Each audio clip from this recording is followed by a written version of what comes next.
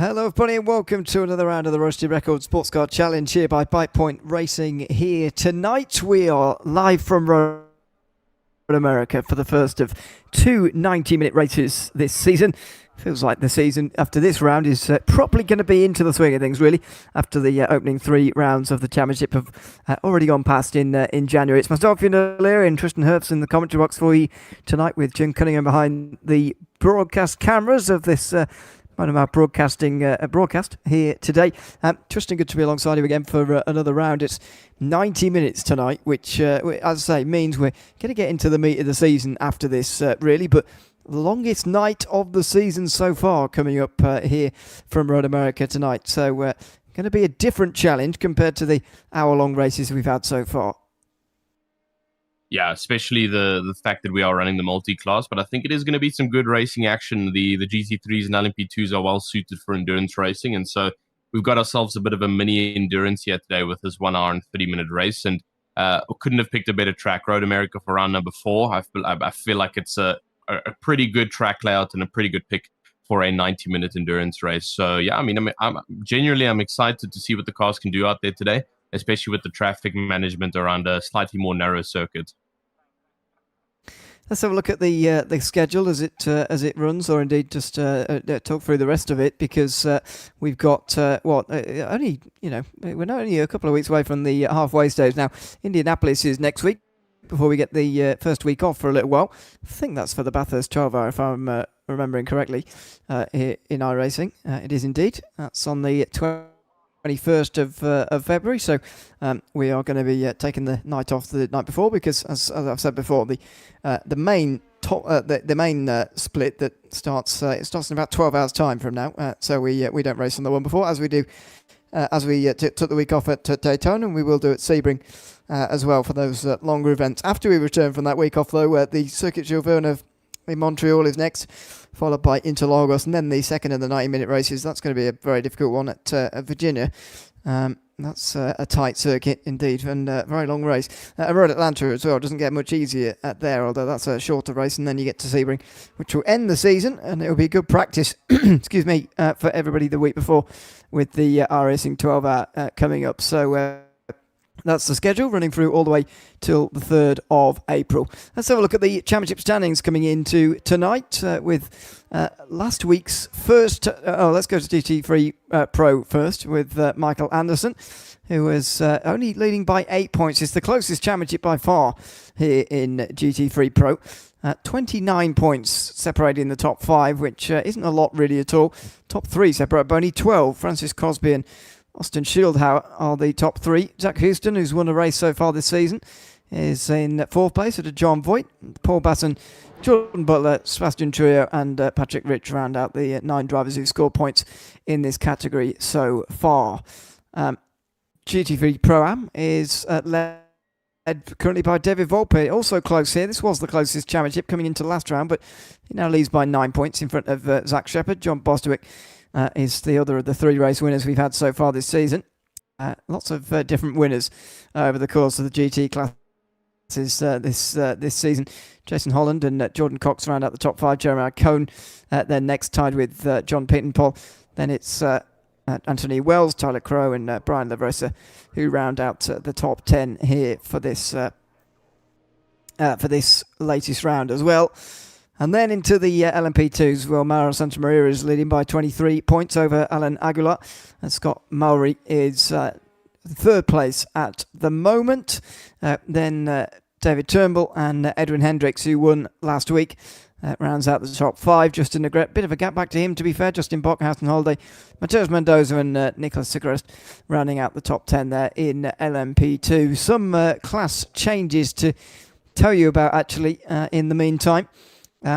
John Voigt is now a GT3 Pro driver, and Tyler Crowe is now a GT3 Pro-Am driver. We've been talking about this in various weeks, Tristan, about who should be in what class, because there have been some very, very fast Pro-Ams and some pros who maybe should be bumped down, and we'll see how we go this week.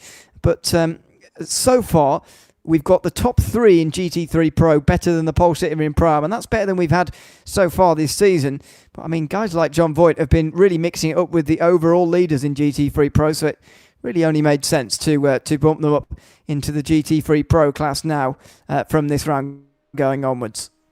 Yeah, and I think it was a good adjustment, especially that we speak into the fact that we're almost at the halfway point, and sometimes it isn't the best to run those drivers in those specific fixed classes all the way up until the end, because as we mentioned, John Voigt was literally tearing up the grid in that GT3 Pro class, and he was well into the top pack of the GT3 Pro. So I think the adjustment was necessary.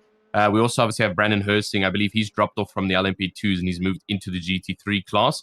We believe it's the GT3 Prams. We didn't get any official statement about that, so we're just basing that off of his iRating that he has gone down to the Pro-Am division, which would also make sense for a mid-season adjustment for him to move down. But that is officially our qualifying session over, and Justin Agret will sit pole currently for the LMP2s of the 153.4. John Boswick sits pole for the GT3 Pro-Ams with a 202.9. And then we've got Matt Miles in the lead for the GT3 Pro class with a 202.3. So a little bit of a time differentiation between our three classes here. Obviously, the LMP2s a good amount of seconds ahead of the pace, but that is to be expected in terms of car difference. Still not actually seen the final times. Harrison Holiday coming over the line there and moved up to 6th place. It's taken a very long time to end this session, but I suppose it's quite a long lap. I can't believe that Emilio Popolavsky has actually got over the line in time, though.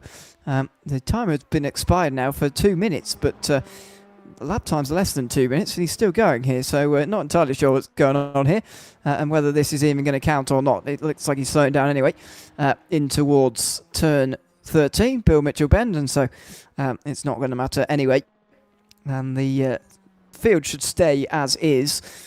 Currently, by the way, 34 in the field here tonight. I think if I've got my maths correct, 34 in the field. See how many we get to the finish, but we've had a great attendance so far this season. It's fair to say 45 entering various points throughout the season. Obviously, that's just those who have scored points, indeed, of this season so far. It's been very well attended. This is a much longer race, though. Let's have a look at the track map, shall we? And take a look, Tristan, at where we're going racing here for this latest round of the championship. 1 hour and a half here from Road America.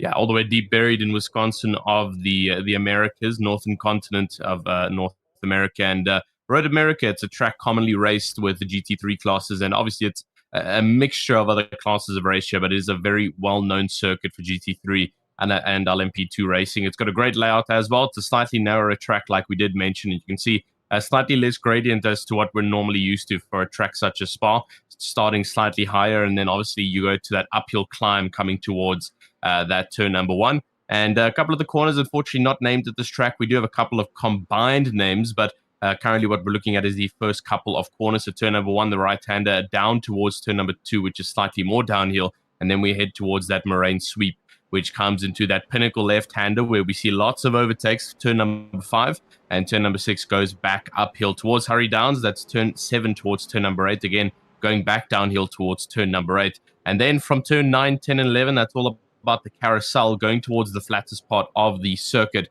the back straight, which isn't necessarily as straight as it looks like, but it is technically a back straight. That's coming out of the kink towards Kettle Bottoms, turn 11A. And from Canada Corner onwards, you can see it on the left-hand side, the lowest point of the track, the last low corner. It then heads back uphill towards that start-to-finish straight, and that's through turn 13 and 14. And that about rounds up your lap of Road America. A total of 14 corners here to race for.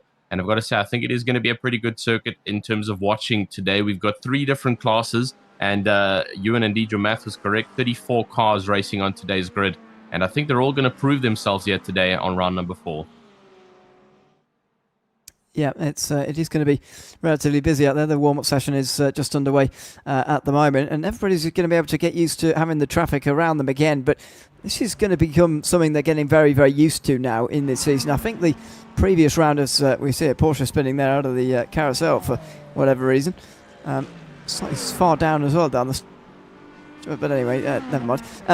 It is only warm, and there's an Aston Martin spinning in the background as well, so it's all happening in warm-up, but it doesn't particularly. Somebody off at Canada Corner as well. It's they've all gone loopy in the warm-up session. Yeah, it is probably cold tyres, I would imagine. But mentioning about the traffic here, I'm going to end up speaking pretty much every week about how difficult it is in terms of traffic, but this is just what the season is going to be like. We're at North American racetracks, apart from Interlagos, which isn't exactly the easiest circuit in the world for multi-class racing either. This is just what it's going to be like, and I think last week Mexico City was probably the best that they're going to have it over the course of this season. And North American racetracks with not a lot of runoff off to the side, like at Road America here, for example, and everywhere else really as well. Indianapolis is very narrow as well, coming up next week. This is just what they're going to have to deal with, and I've got to say I think they've generally, as an entirety in the field, been doing a good job of it so far, and it's only going to have to continue on from here. There's some even more difficult circuits to come, like Montreal and Virginia and Road Atlanta. So this will be no surprise to them, even if it is difficult. No surprise to them, the difficulties of Road America tonight. Yeah, it's a tight pick calendar all around, and like you say, the tracks are well suited for a pretty entertaining traffic management system. It's not very wide and open tracks like we see on the European continent. Side of things, the American tracks do tend to try and make the racing a little bit closer, and as you can see, most of the tracks actually following suit on a more narrow design, less runoffs, a little bit more difficult to maintain, and a little bit more consequence based, whereas if you do go off of that track or stick your foot off of the racing line, unfortunately you will receive quite a bit of a slowdown with all the grass and gravel traps surrounding you. You can see at this track of Road America, the grass is almost actually growing slightly onto the track on some of the left hand side, and the scrubs are definitely visible, so the drivers don't have to worry about that one. But I feel like in particular this race, it might be a bit difficult for LMP2 drivers to try and navigate this one.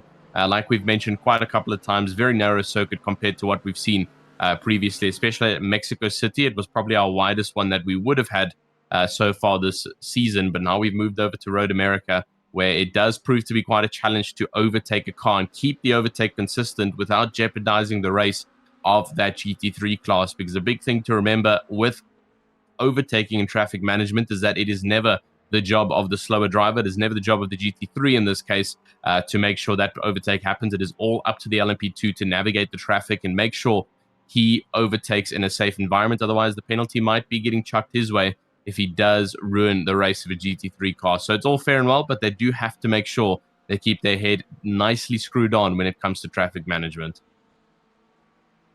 It's one of the big keys of these races.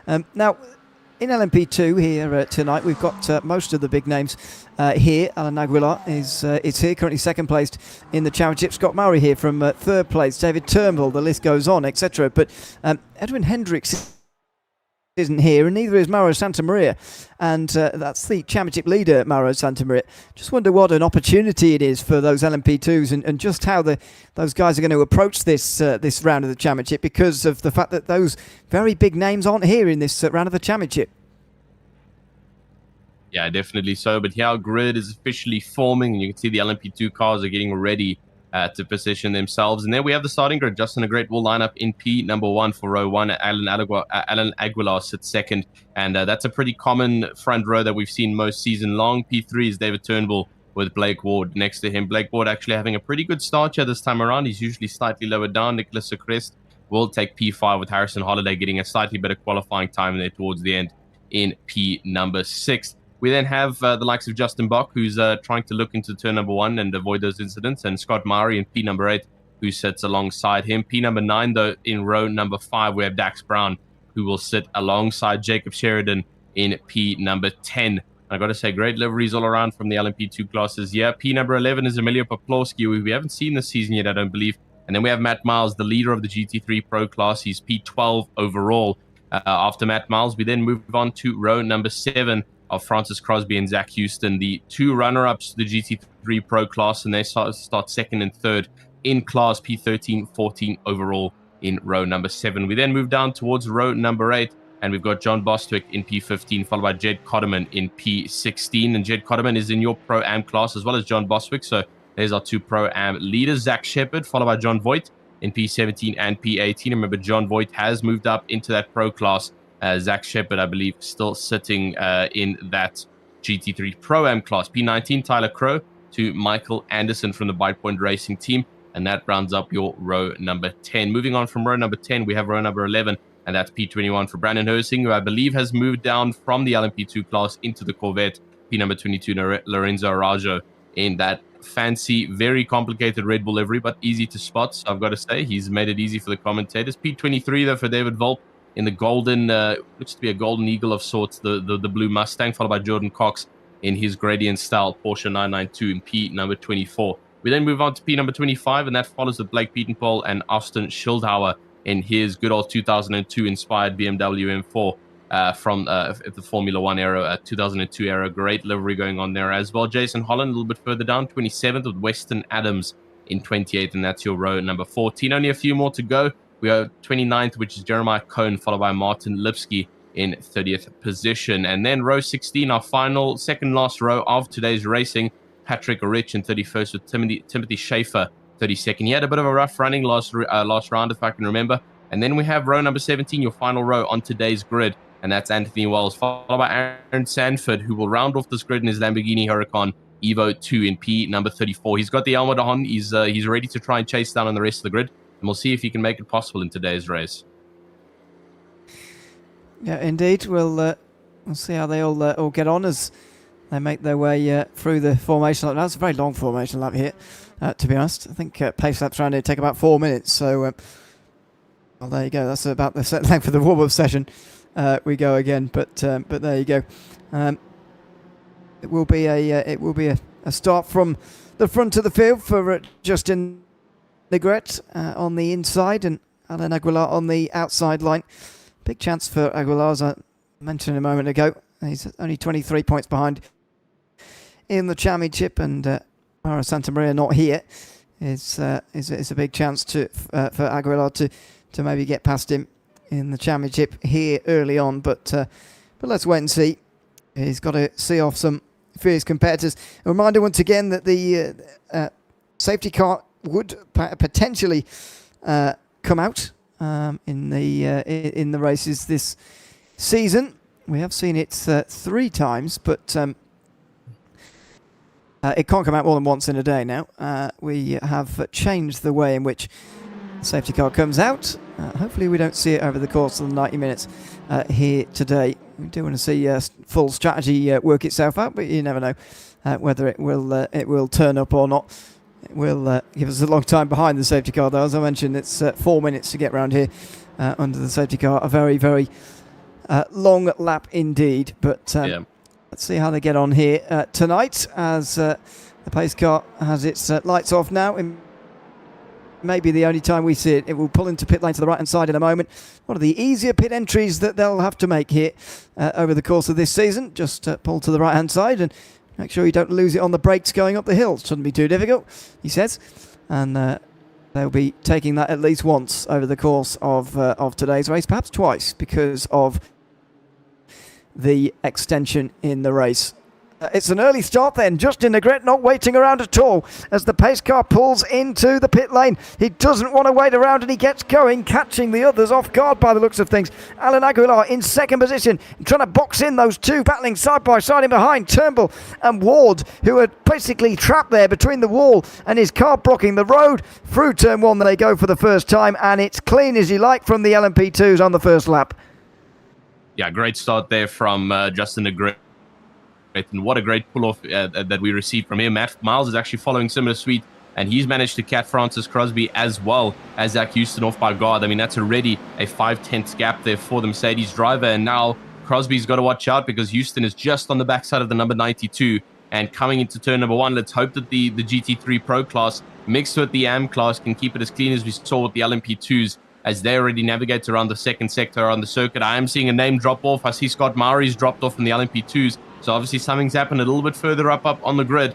But from our GT3 class, I haven't seen anybody drop too drastically off the timing tower. Anthony, Blake Pietenpol is down 6 positions, but I don't think he started on the grid here for today's racing, or he possibly went into the pit lane down in 14th position. But I did see a couple of names dropping off on that LMP2 chart, so I wonder if something has happened this late on in the race. David Turnbull has lost 1 position so far in that 702 LMP2, and he's just trying to hold on now to the backside of Blake Ward.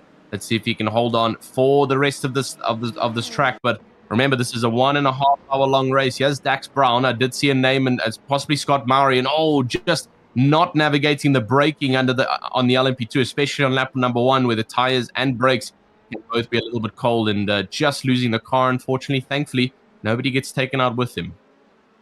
Harrison Holiday, long way off the back of the field as well. I think that was him in the red going past there. Scott Murray, in the meantime, has had an incident too while we were watching that replay. So the third place driver in the championship has also had trouble here. Harrison Holiday has indeed gone for a spin there through turn 3. I commented too soon that he was that it was a clean start in LMP2, clearly, because Harrison Holiday in the end did make contact.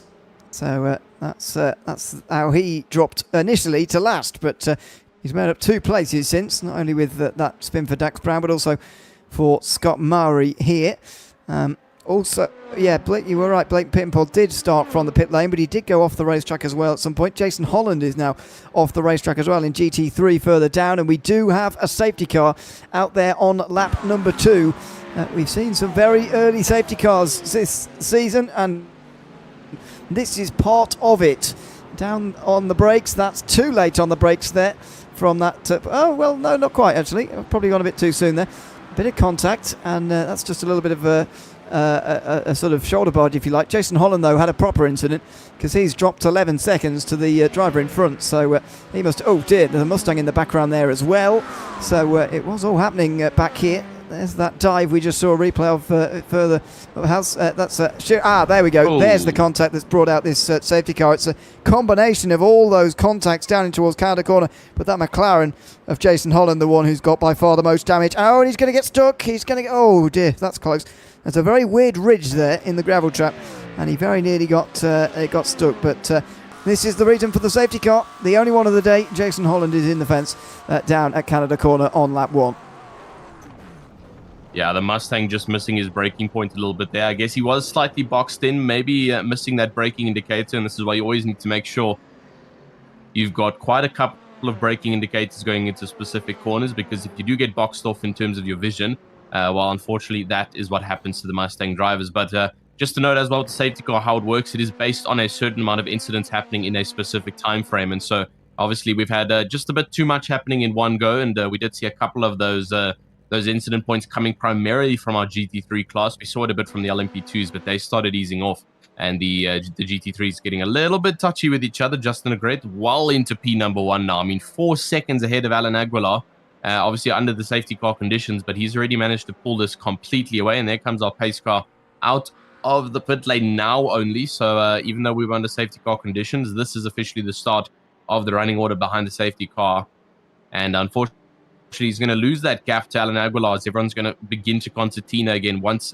just a bumper to bumper from each other as they line up behind the pace car. The GT3s will also catch up slightly again, and hopefully those who had a bit of a rough race at the start for the GT3 class can find some hope to try and regenerate and recuperate for the safety car restart. Possibly come out of the pit lane. Blake Pittenpole, I believe he has come out of the pit lane. No, yes, unfortunately not. He's still in that pit lane. I'm not seeing his lap timer tick, unless it is. No, it is. Sorry, apologies. It is. He is definitely out. He's just 2 laps down, and so hopefully that'll give him a little bit of time to try and catch up with the rest of the grid. There will be plenty of time for everybody to get back in again. We'll wait for everybody to do that, and we should be all good to get back going again. That's one of the advantages of the safety car, that Jason Holland, despite all that contact and all that damage, is going to have a chance to get back into the race here. Although he will be right at the back of the train, it's better than being out of the race completely. Blake Pittenpole also will have a chance to get back in the race as well after starting from the pit lane. All of the gaps that would have had to be closed are no longer going to need closing for the remainder of this. But it's really going to have no bearing on the strategy here. It is, let's see what we're getting a replay of Pittenpole here. I was told we're seeing it's an incident. I'm not sure there is one, but let's find out. Hello. Okay, maybe there is. This is a few moments ago at the front of the field for Justin Negret, as he got off to a good start here tonight. Jim's trying to find it. Keyboard's on fire. Right, through turn number 1. He's all fine. I did see him off track briefly. See if this is it. Yeah, he broke too late and went off through turn 3. So even despite starting from the pit lane, has had trouble here. You see him weaving around there, just trying to get some heat into the tyres and get himself going. But as I say, this is the advantage of the safety car now, is that he and everybody else are going to be able to catch up to the field now.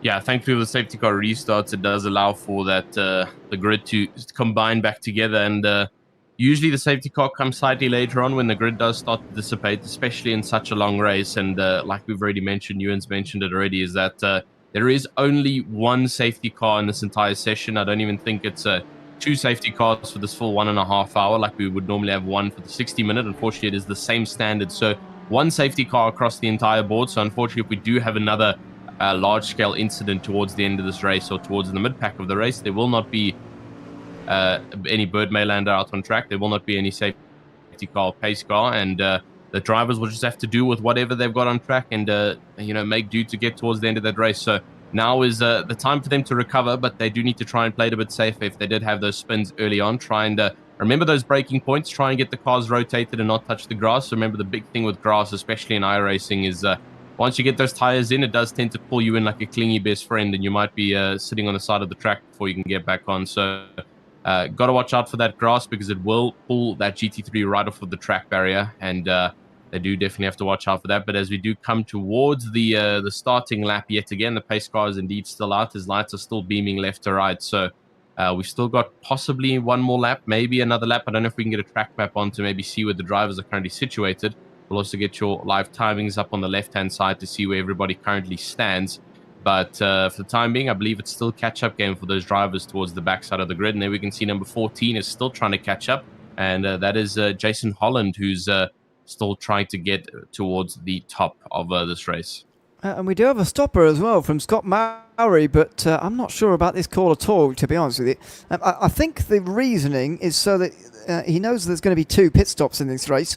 Why not try and make one of them under the safety car? And I do get that thinking on the one hand, but unless we're going to do a class split here, which puts the LMP2s in front of the GT3s, which I don't think we are, by the way, then surely this splash of fuel for Mowry, yes, maybe gives him one stop to the end of the race.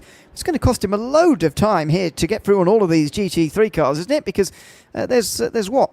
24 of them in this, or 23 with Aaron Sanford not taking the start. 23 of them he's got to overtake here, and he's already ahead of Holland, to be fair, but that doesn't make him much better, does it? 22 GT3s to pass in exchange for making one less green flag pit stop. Maybe it's going to work out for him, but I think getting through on all this traffic is going to cost him a lot of time. Yeah, definitely so. And as we see him down there, 32nd place overall, 2 positions down from the rest of the drivers, and the second last, as Sanford currently is out of this race, and doesn't look like he's going to come back out there. He is allowed to actually go past all the cars there, Ewan. So hopefully he can get past all the GT3s for the remainder of the safety car. And I mean, if he is able to, this might have been a pretty good strategy then from him, because he'll start at the backside of the LMP2s on a refill tank and only 1 pit stop left to go if he can manage the fuel efficiency for the rest of this race. And I'm not going to lie to you, this could have been a possible good pull there from Scott Mowry. Well, yes, I didn't think we were going to do a class split, but if that is the case, then yes, this is definitely a good call. I think.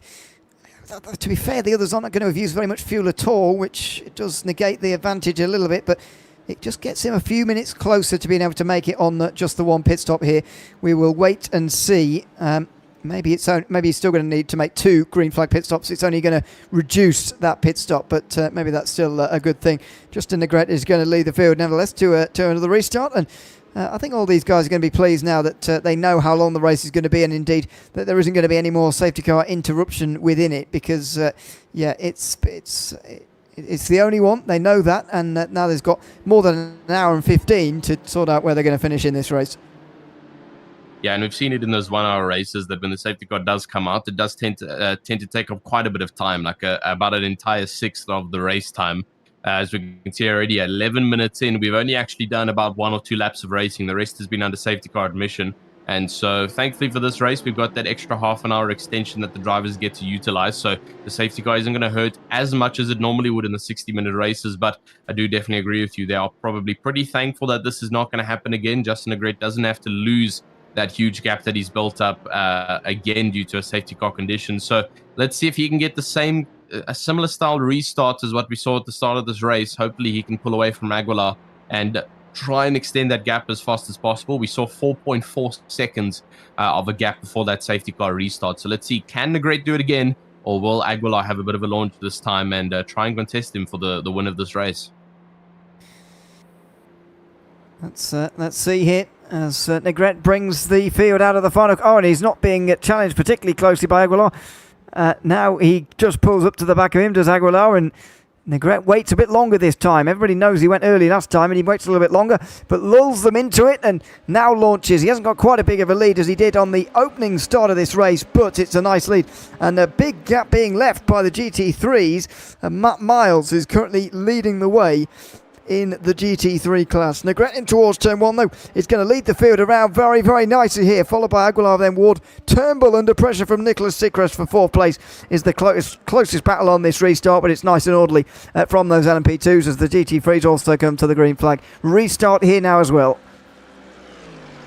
Yeah, and Matt Miles will take the start of that restart yet again. He's gotten a relatively better launch this time, actually roughly the same, and Crosby has been slightly less contested from Houston in that Porsche, but the rest of the GT3s, hopefully, and I'm not going to call it too early this time, hopefully we can have a good lap one. We're not going to call it after the first couple of corners. We'll rather wait to see if all navigate well. I've already seen some drop-offs there on the and there's already somebody out. That's the number 33rd position, and I believe that is not too sure who that is out on track. It's one of the Pro-Am drivers, so I'm assuming Anthony Wells, as Aaron Sanford is out of the race, so Anthony Wells possibly all the way at the back side of this grid now. And seems like there's been a bit of an issue. Let's hope. Coming into the similar corner here, the downhill breaker. This is where we saw the cars going off from missing their braking zone. It looks like everybody's managed to navigate it rather okay, I'd say. As there we go, the LMP2's now still fighting, and this is back up towards the top. Alan Aguilar's lost out massively, 7 positions down, and something has definitely happened to Aguilar. I thought this was him fighting for second, but this is him fighting for 9th position. What has happened to Aguilar? Oh, he's trying to get back to 8th here. Poplavsky is the one in front, and he has a look down the inside into Canada corner, but he can't get past, although Poplavsky goes wide, and there's a free place for him. He's going to get back into 8th. Jack Brown is going to get back to 9th as well, as Nicholas Sickrest is off now as well, is he? Just in front of Aguilar. We're going to see the replay in the meantime. It's just a spin. He's clipped a bit of the inside curve there of turn 7. Not a place you really can go in the LMP2. It's not a place you really need to go. It's not like you need more rotation in these LMP2s. It's pretty much easily flat out through there anyway, but Aguilar clips the curb and clips the grass, and he goes into a spin. Nicholas Sickrest, though, through the final couple of corners, went off, though, just before we saw that replay. So he now drops to 11th, and Aguilar's made up 2 of those places he's lost pretty much immediately here. Yeah, another replay. This is with Nicholas Sickrest, who we saw who also had a bit of an incident in that Canes livery. Oh, and just almost tries to catch the LMP2. I've got to say, they're a very difficult car to catch. He tried to keep it out of the wall, and just unfortunately not.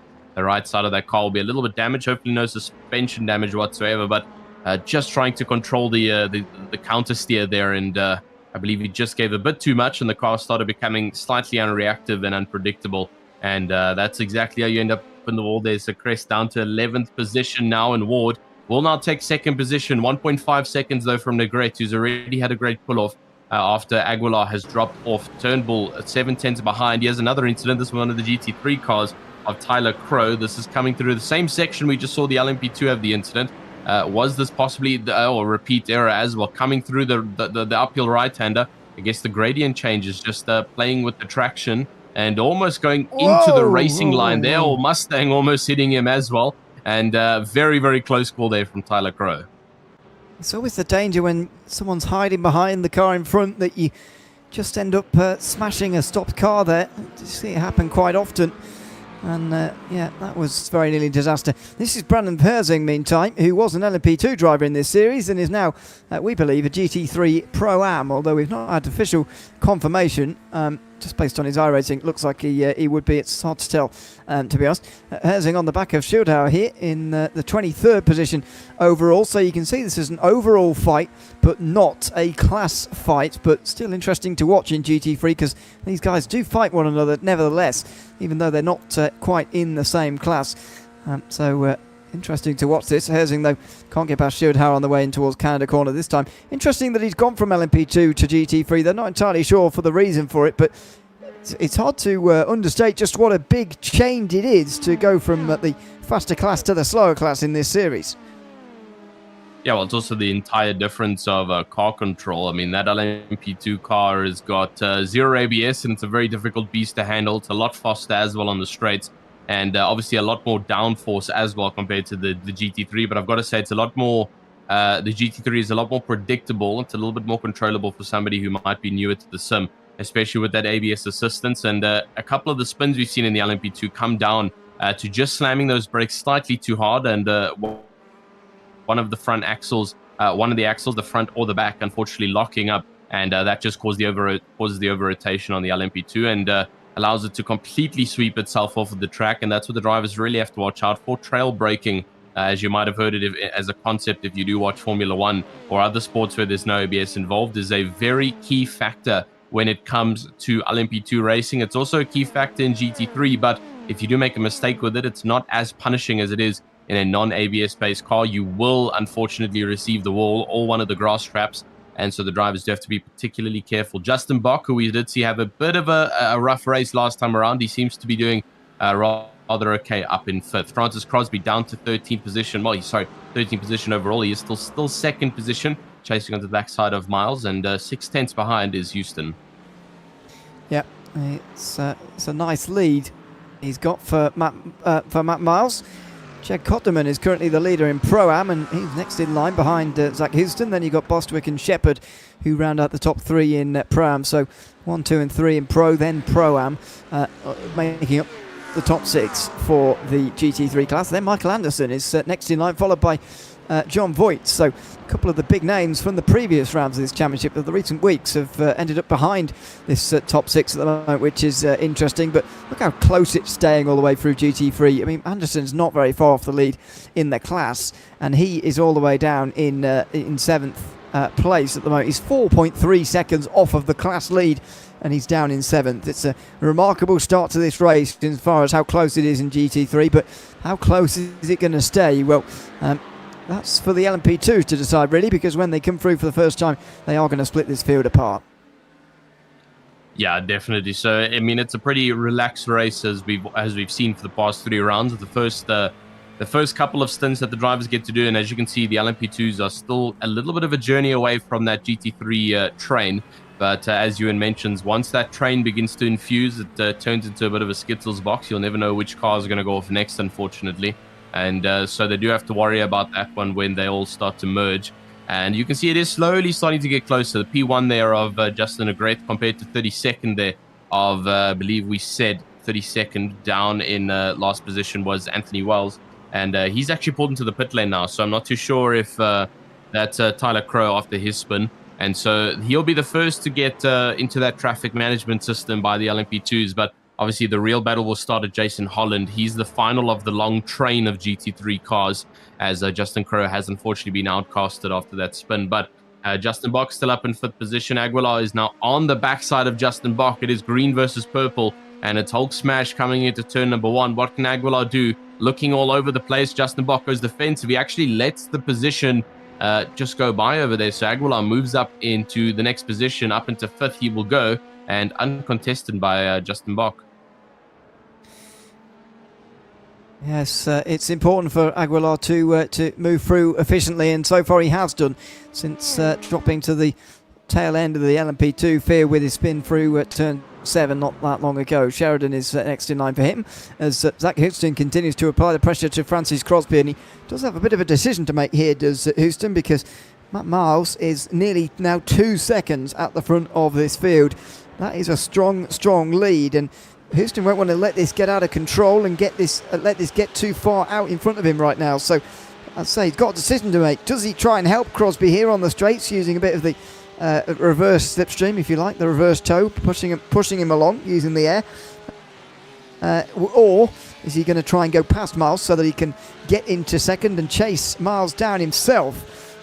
That's the decision he's got to make here in the next few moments, but doesn't look like Houston's got the opportunity of overtaking just for now. Yeah, he's going to have to wait and be patient. And Francis Crosby still, this is Zach Houston down in 14th position overall, and in that Porsche, still chasing onto the backside of Crosby. He's getting closer with that slipstream. The question is, will he be able to make an overtake? Coming down to the bottom left-hander out of the I believe it's the Murray Downs, the Moraine Sweep, sorry, and then into Hurry Downs, just a little bit further up. And he's now alongside, actually. The Merc is still holding the outside line, but what can the Porsche do? Trying to look all over the place and scram to get up into second position for that GT3 Pro class. He's going to have to work hard for it, though, as they come through the next couple of corners. Francis Crosby is doing everything that he can to stay in second position, and this is giving Matt Miles the absolute best chance to completely pull away from the rest of that GT3 Pro grid. 2.5 seconds ahead now of Crosby, and you can see he is in full defensive state against the 000 Porsche 992 and trying everything possible to keep him at bay. And just a bit further behind is Cotterman, obviously leading that GT3 Pro-Am class, so not fighting for position, but definitely still can pose a bit of a threat with Anderson down in 18th and Voigt in 19th, who'd want to try and chase up towards that top three and change up the standings a little bit. So we'll have to see if they can do it in the next couple of laps. Sheridan's been passed by Aguilar now for fourth place, so Alan Aguilar's jump through the field continues now, but he's got some bigger gaps to cross to get back to the top three again, which is going to be his problem in the next hour, you would imagine.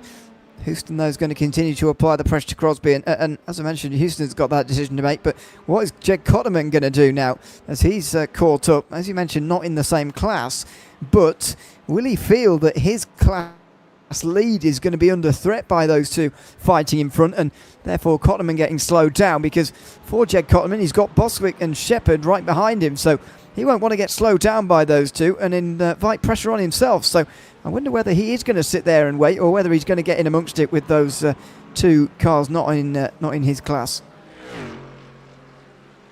Yeah, indeed. So, and 23 minutes into this race now, almost reaching that half an hour mark. Then we still have a full 1 hour left of racing for all of the drivers around the circuit here, and still on board with Zach Shepherd. He's obviously a bit further down in terms of track position, as we're currently watching him live in third for the GT3 Pro-Am class, but a little bit further down in 17th position overall. Obviously, overall doesn't really matter too much here because the points are handed out in terms of division, not in terms of overall position. So wherever the drivers actually sit in their class is the most important battle here today. So even though Anderson is down in 18th position, he's still technically scoring points for fourth in the GT3 Pro category. So he's just got to try keep on pushing and possibly try and get ahead of those 2 or 3 Pro-Am drivers up in front of him, as he's actually got quite a bit of a gap right now. That you can see he's just behind Shepherd as they try and work their way around the track, and the rest of the cars still trying to make their way. But one thing to note is check that track map. First place of Justin Negret is now only a couple of seconds away from Tyler Crow in 32nd position, and the traffic is going to start ever so shortly. It certainly is. Oh, dive! Bostwick under a lot of pressure there, and Shepherd was looking like he wanted to go down the inside, but he eventually had to think twice, backed out of it, and he stays in the third position. But my goodness, that was quite close there for Shepherd, to be honest.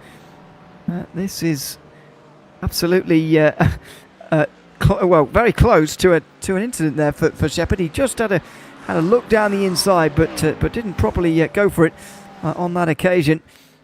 He's going to have to rebuild because he is now 3/4 of a second behind Bostwick, and going to have to be closing in over the next few moments to get to him. We're not even half an hour through this race yet. Normally that would signal half distance, but we're still over an hour away from the conclusion of this race. We've not even had one go through traffic just yet, so the real race is going to begin very, very shortly. Yeah, indeed. So that race is going to start to become quite strong once the rest of the cars begin to catch up onto each other. And so we'll have to see how that turns out for most of them. The rest still trying to escalate around the grid. Yeah, Blake Beatonpole down in 24th position. And we'll have to see where he lands up. He's still chasing down 24th. One position up, but here he comes onto the backside of the next driver up in front, and that is David Volp. No, that's not David Volp. Apologies, that's up in class. He's currently fighting with Rich. That, I believe, is Patrick Rich in 7th position. That's him in the Porsche. So not actually sure which BMW. That looks like the Schildhauer, as I do recognize the livery. Indeed, it is Austin Schildhauer. Unfortunately, he's been slightly overtaken there. There he is down at 24th position, 2 positions up as they keep on going around the track. But we'll have to see how this scales up. Almost 30 minutes in, 12 laps down. No more safety cars left to go. And the traffic has officially started. The first LMP2 is now on the backside of Tyler Crow. And this is where the Skittles begin to merge. Watch out, as this is where the race is going to start to become interesting. As we see some of the GT3s going up. John Boswick still in this fight right now against Jed Cotterman. And the two of them are back and forth, trying to maintain the lead for the lead of Pro-Am right here. 15th overall, but first in class. They've also got to watch out for off tracks as they try and maintain it. But the LMP2s are officially merging. And we'll have to watch out as that starts to escalate for the rest of this race. This is the most intense it's going to be as far as traffic. And so Negret is just taking his time up. That's a nice gift. Although it has just slowed him down in the same way. It's why we always say to GT3s, it's not always the best thing in the world to actually get out of the way. As helpful as you think it might be, it turns out not to be on some occasion. Lipsky and Crow have now actually made contact behind these two leaders, by the way.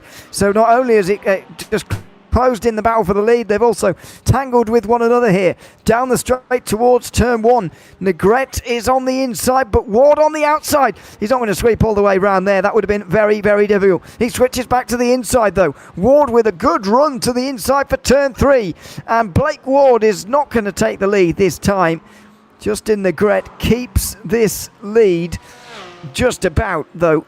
And it only took those first few bits of traffic to actually instigate the opportunity there for Blake Ward. It's a decent attempt, but he's not going to manage it. This is what happened for Turnbull, Crow, and Lipsky. Turnbull just have to come to a stop pretty much. Well, he didn't have to, but he felt so as the two Mustangs spun in front. He has to get back going again, and Turnbull drops to 5th place. He was the third of the three out front, chasing Negret and Ward out front. Now Alan Aguilar is back to 3rd position, and Turnbull is the one who's dropped down. He's now actually behind Jacob Sheridan as well, even for 4th position. So not at all ideal for Turnbull. Bostwick, trouble from 2nd place in the Prime class in GT3 as well. They're not yet in traffic, but he's gone off through Canada Corner and dropped down the field. It doesn't look like he's got damage, so we will see what happened. There was no challenge from Shepherd this time, but he got on the gravel. Oh, and he did hit the wall quite hard. I don't know how there's visually not much damage on that car, because that was a hard hit. It looks spotless to me. I mean, it's not quite, is it? But it doesn't look very damaged considering the size of the impact. That was... and he's in, so maybe that tells more of a story. Only half an hour gone and he's in, along with Shepherd actually. So it's going to be a much bigger lead now for Cotterman. I mean, speaking of big leads, this isn't one of them. Ward is challenging Negret again, outside, and he's more committed this time. He had to go in the inside at turn 3 because he didn't try this last time round. Outside for Ward. He is on there, going to get through. Yes, no, maybe. Oh, close again. Coming out of the turn, and they're going to have to go either side here. Oh, they know they're going to have to go on the one side of the Corvette on the run down the straight here in towards the left-hander. Downhill, braking zone into turn 5. Negret is going to try and get that position back, but he's not able to. And Blake Ward is going to be leading this race on half an hour. Normally, we'd be at the halfway stage in this race now, but this is only half an hour in to a 90-minute race here, and Blake Ward has finally taken the lead at the 2nd proper attempt there, away from Justin Negret. Yeah, and it seems like things have definitely changed up here for LMP2 class, and it's great to see at this point of the race, because Blake Ward now taking that lead like we've just seen, and Negret will try and fight as hard as he possibly can. He really wants to try and get past again. And obviously, this is all coming into effect with that traffic management. You can see the Merc getting a little bit in the way there. Sorry, the Mustang from this range looked a little bit like a Merc, but that's a Mustang. And Blake Ward has definitely gotten a bit of the advantage through that traffic management as he sits up in first for that Tabula Rasa Esports team. But Justin Negret is not going to make it an easy one for him. He's not going to be able to run away just as of yet, because he is hungry from that backside. He is going to definitely want to try and get his position back on. Aguilar is also back up into 3rd position, and he's about 4.2 seconds away now from Negret. So this top 3 could ever so change, as we see quite a couple of our GT3 classes coming in from the 30-minute mark. Lots of them coming into the pits, even the LMP2s coming in to get that first pit stop done. And I think you are right. This is a 2-stop strategy race. But for that driver up in front, who I've unfortunately forgotten now, but you'll probably remember, who got that early pit stop in. I believe it was one of the LMP2 drivers, but they might have a 1-stop here, which could play very advantageous in this race. Yeah, it was the stop under safety car from Scott Mowry. But does that mean he can go another 15 minutes? I don't think so, personally. But you never know. You never know. And of course, he had to go further than 15 minutes, and he promised to go another 20 actually, because with 45 minutes to go is going to be too long remaining in the race. So yeah, it's going to be even more difficult than that. But this is going to be a 2-stop race this afternoon. The fuel limit is put in place for a 1-hour race, so you understand what the implications might be for a 90-minute race. Who's going to get out first though? Ward's rolling first, but Negret's further down the pit lane, and he is rolling, but not quite soon enough. There's a GT3 in there as well, but Ward has got a big lead. Negret there getting rolling a lot later than Blake Ward, who is leading this race legitimately by 2 seconds now. A proper change for the lead and a proper gap here for Blake Ward after the stops. Yeah, massive change up there for Blake Ward, and I've got to say to him, he's really made it up there on that pit stop. And Holiday's gotten a black flag penalty. I believe that's from pit exit, obviously. I did see it just pop up next to his name. And so that's unfortunately going to be a drive-through penalty with that black flag next to his name. That's going to ruin his chances of now trying to chase up onto the top 10 there of that LMP2 class, as we see Miles not coming into the pit lane. Crosby and Houston all following him into the top 3 of that GT3 overall, as well as the Pro class, come in to serve that pit stop. And we see Kotzman and Addison also coming in. So quite a couple of drivers now getting ready to serve their pit stop, and the rest will also soon follow in suite. Justin Bach, though, is second overall and second in the LMP2 class, but he hasn't pitted. Here he comes into the pit lane. He will jump, followed by a couple of other GT3 drivers, as we now see Scott Mowry up in second position, moves up into first, and this is after after getting that pit stop in the safety car period. And let's see if he can hold it out. I wonder if he's been fuel saving. But I don't know. I'm kind of on the same border there of Ewan. He kind of played this a little bit weirdly, because 20 minutes of a time that he's going to make the difference for. I don't know if he's going to have the juice in him, or possibly the fuel saving mechanism in him to try and keep this car out for long enough, and so that he only has to do 1 stop. We'll have to see if it is going to work. But if he does only need to do 1 stop, he's got a pretty good, strong chance of winning this race in the LMP2 class. Absolutely does. See just how this is going to play out now. Interesting that he was the only one pretty much to do this as well, Scott Mowry. Maybe we'll find out why a little bit later. Turnbull's rolling already, a Bock as well. Aguilar only just going to get in front of them now into third place as Houston Holiday's in again. Penalty next to his name. That's the black flag. And Justin Negret down to 6th position here as well. We'll see whether he actually ends up ahead of Mowry or what goes on there. But the fact that he is behind the likes of Sheridan and Turnbull and Aguilar is not a good sign at all for him. It is good for Blake Ward, but there is Negret, the pole sitter for this race, having trouble in the first 35 minutes. And he's now got some work to do to return to that race lead. Yeah, he's going to have to work really hard. And down in 6th position, it's going to take him some time. This is what happened to Justin Negret, as we do see him slightly off the order here. And this is coming through that right-hander where we saw the Mustang rear end the other GT3 car. And massive loss there on the rear of that LMP2. Thankfully, he manages to keep it out of the wall. But again, that is a brake locking issue, coming in just too aggressively, trying to get the car overslowed. And the LMP2, unfortunately, not listening. And the GT3 car just won't make the corner.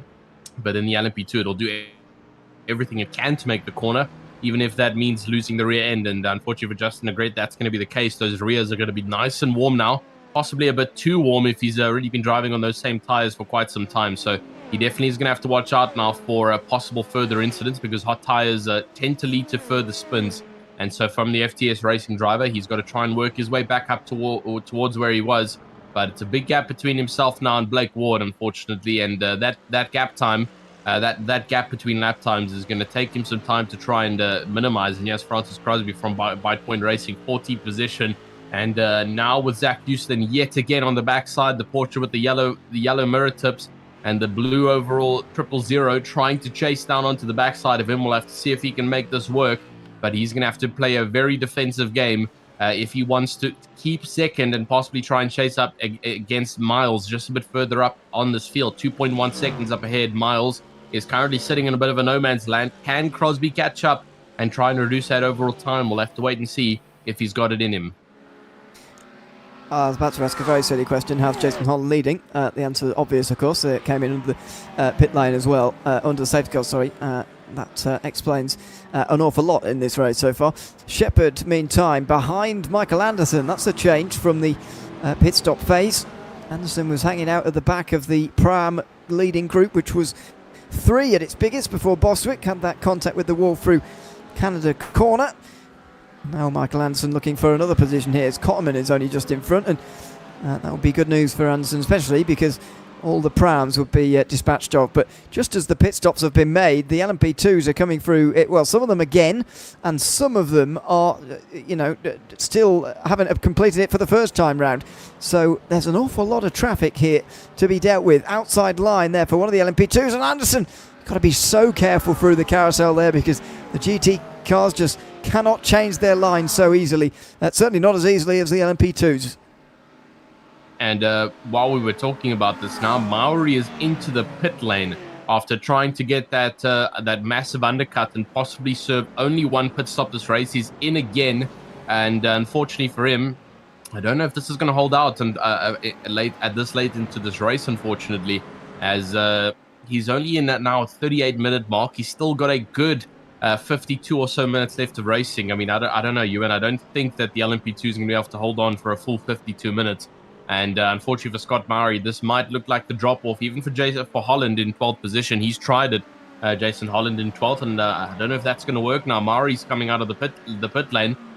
Will he be able to keep his position? Here comes a couple more LMP2s, and it looks like he's going to drop down to 5th position now in a bit of a mid-pack fight with the traffic with Michael Anderson and surrounding drivers of Cotman, Voigt, and Arajo. And he's just going to try and maintain himself now. Unfortunately for him, it's a huge drop-off in terms of his overall lap time. He has a little bit of a bump drafting coming from the likes of Houston on the backs of Francis Crosby, and you can see that's all smiles there from Crosby as he's laughing quite a little bit there. He's maintaining the advantage of the Mustang being the slightly faster car on the straight, and he knows that if Zach Houston does pull out of that slipstream, he's going to start to lose the overall speed advantage. And so Zach Houston's only chance is to overtake through a fast speed corner where the Porsche's got advantage, and he's going to have to wait and play that game. So we'll see when about will Zach Houston try and make that overtake. I think he's going to have to be brave on the brakes at some point, to be honest, is Houston, because on the straight line it's just not happening for him, even in the slipstream. This is quite a battle, isn't it? Cotterman's no longer the leader of a big group. He's still the leader of Pro-Am, but he's not quite showing the same control as what he did earlier. Bostwick is now a lot further down, whereas where have the others in LMP2 gone here in terms of challenging Cotterman? John Voigt's not that far away, I suppose. He's there and thereabouts. But yeah, this is Voigt is a pro, of course, now. He's yeah, he's showing up as green because, of course, the driver we're looking at is green on our timing screen. That's my fault. Sorry, I should have known that. It's only been green forever. Anyway, he is indeed a pro now, and he's in. So Cotman's actually got 2 pros between himself and his prime rival. Bostwick is right back. I swear there was another one who was queuing up behind Cotman earlier. Holland's in pit lane, but he was leading and has been leading for a little while because of that strange pit stop strategy. So he's been at the back for a while, and he's hoping that the shorter pit stop later is going to vault him up the field, although I'm not sure it is to a great extent. Either way, this is the big group anyway, and it's now a big gap actually to the top 3, but what a battle this is. Voigt not far behind a row into turn 3, and now we get to see it the other way round. We've seen the Porsche of Houston try. Oh no, we're not going to see it indeed, as a spin for Voigt is going to prevent him from getting past Lorenzo Arujo in the first place.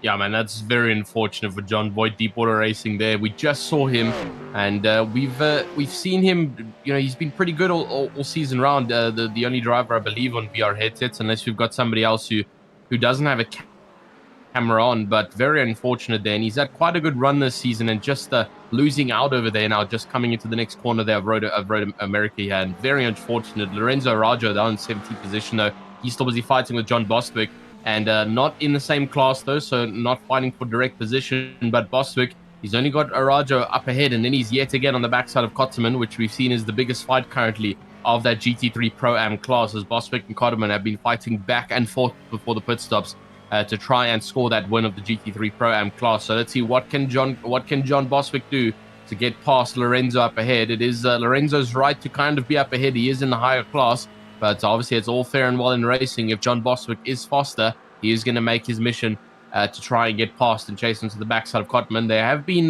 these two have been quite roughly faster than most of the rest of the grid, I've got to say. So a little bit of differentiation coming from Bostwick and Kotterman. And let's see if they can get onto the backside of yet again of each other and give us quite a good running for the lead of that GT3 Pro-Am category.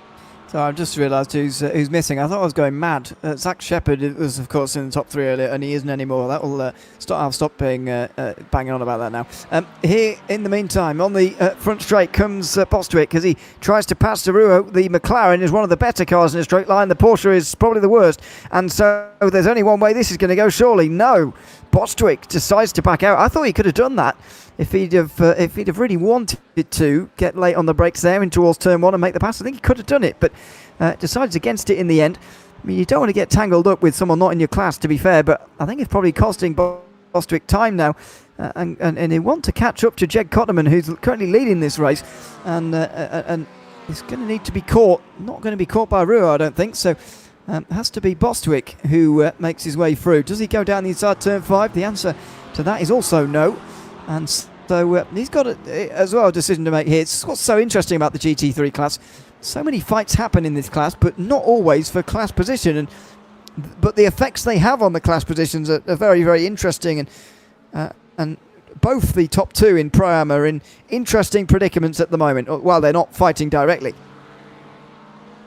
Yeah, not fighting 100% directly, but an interesting predicament is indeed the right call there. As we yet again see Crosby and Houston, who have been fighting quite basically the entirety of this race, and now the traffic is officially caught up to the 2 of them, as we now see, I believe, Justin Bach just a bit further behind them, now trying to get past the 2 GT3 cars.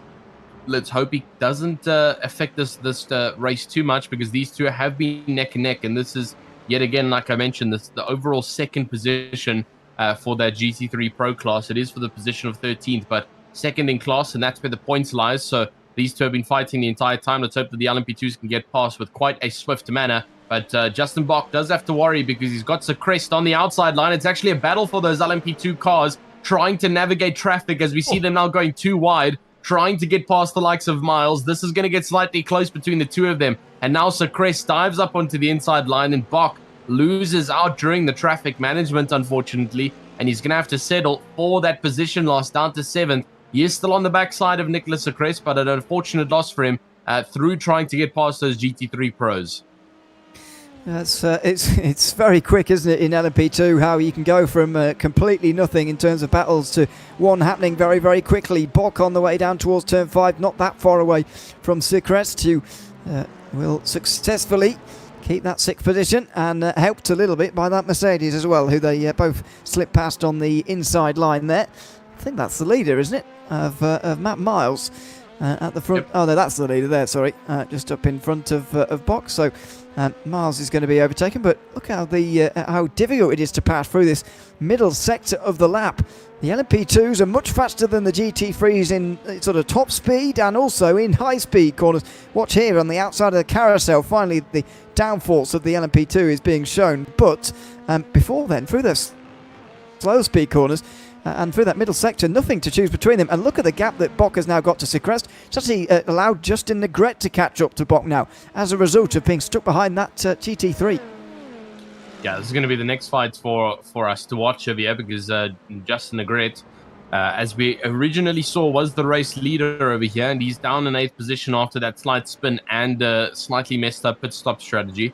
And so 8th place down right now. He's really going to be wanting to try and get back up towards the top, and so Justin Bach is the next driver in his sights for the number 66 LMP2 class driver of Negrete. Let's see what he can do, though, coming down into turn number 1. And where will his speed points be slightly more advantageous? Where will he have the slightly faster lap times compared to Justin Bach? We'll have to see. It's the battle between the Justins as they continue to push on strong over here. And it is Justin Bach who still leads between the two of them. But we'll have to see where Negrete lands up. He's getting ever so closer. 3/10 now difference between the two of them. But he also can't make it too much of a risky dive or, pushing the car too much to the point where he loses it yet again. Otherwise, nothing and none of this will be worth it. As we also see Boswick is about to get ahead of Arajo down in 16th position. Here comes the fight on the outside line. Boswick, can he keep it without going into the sand trap? Arajo, the big fancy Red Bull car, has managed to try and keep it nice and clean, but he does lose the position to John Boswick in 16th position.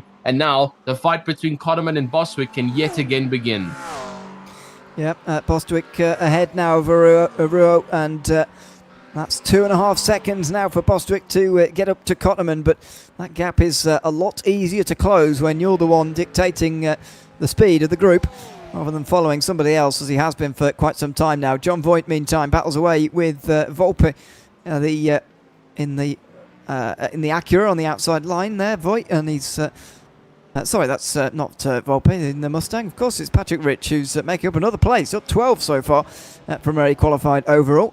That's a good run up the field from Patrick Rich. In fact, the most of anybody in the GT3s, up 12 so far, so it's a very good job from him. Bott continues to defend from Negrete here, and you get the feeling this could be a matter of time as the pole sitter and former race leader comes back through the field again. Yeah, so the number 66 is getting ever so closer now to Negrete, and when we last looked at it, it was about 0.3 of a gap between the two of them. It is now 1.8 of a second away, and we could be seeing something now from Justin Negrete. Is it going to be a dive up into the inside? Justin Bach goes defensive, and he's trying to force him on the outside line. He does dive to the outside, and again, just looks like Justin Bach kind of gave that position away there, and into the next position for Negrete. He goes up into 7th, now chasing onto Secrest, Maori, Sheridan, Turnbull, and then Aguilar, hoping to get back up to the lead of that race. Ward has been completely uncontested at this stage, 8.3 seconds ahead of Aguilar, and hopefully he can continue to keep that pace up. But yeah, Izarajo still fighting with John Bostwick, who seems to have lost the position yet again, and now John Bostwick on the outside line trying to make it stick. I wonder what happened as to why he lost that position again from Arajo in 17th position, as they continue to try and fight each other. And it looks like Bostwick has officially now gotten past. Will he be able to keep it, though, and chase onto the backside of Cotterman, or is Arajo going to fight yet again from the backside? We'll have to see. This is how it happened. So it's kind of been long after we stopped watching, because I thought Bostwick was through and that was just it. But oh wow, look at that! What goodness me! He's come from a mile back there, and he's gotten through on the inside line into turn 5. So where did that come from? I mean, that is extremely late on the brakes. Now Bostwick is properly in front of Aruo, but that was a long way on the off the back. You wonder if maybe someone should show that to Zach Houston, because he's also in a Porsche. It can brake quite late, and that's the only way I think he's going to get past Francis Crosby, if he's really late on the brakes somewhere, preferably down in towards turn 5. Well, I mean, completely legal overtake as well from Arajo. I mean, literally keeping everything within the track limits, and not forcing the other driver off track either. Lots of space given there to Bostwick. And so pretty good overtake from his side. Again, like you mentioned, Houston needs to get some of that advice to get past Crosby, because he hasn't been able to get past. And as you can see, that gap has just been idling between 1.5 to 0.3. Now it's over 0.6, unfortunately, as they come through the next couple of corners of the track. But Crosby still holding off in second position. And there we see is Houston a little bit further behind. And he is dropping off slightly in terms of pace to try and fight between second position of this fight. And for the time being of the LMP class, most of the drivers have began separating, and we'll try and keep our eye out for most of the battles out on track. For the time being, it is Francis Crosby and Zach Houston. Voigt and Rich are also fighting, because Voigt has just gotten ahead of Rich, but I believe he's going to pull away quite easily from Rich, as he was quite higher up on that grid, and then we did see him spin, which caused him to lose out. Crosby is looking a little bit tired there in the bottom, so hopefully that's not going to affect him in the long run here with fighting with Houston. as we obviously don't have any visuals on Houston there, but Crosby looking a little bit tired on the bottom of that screen there.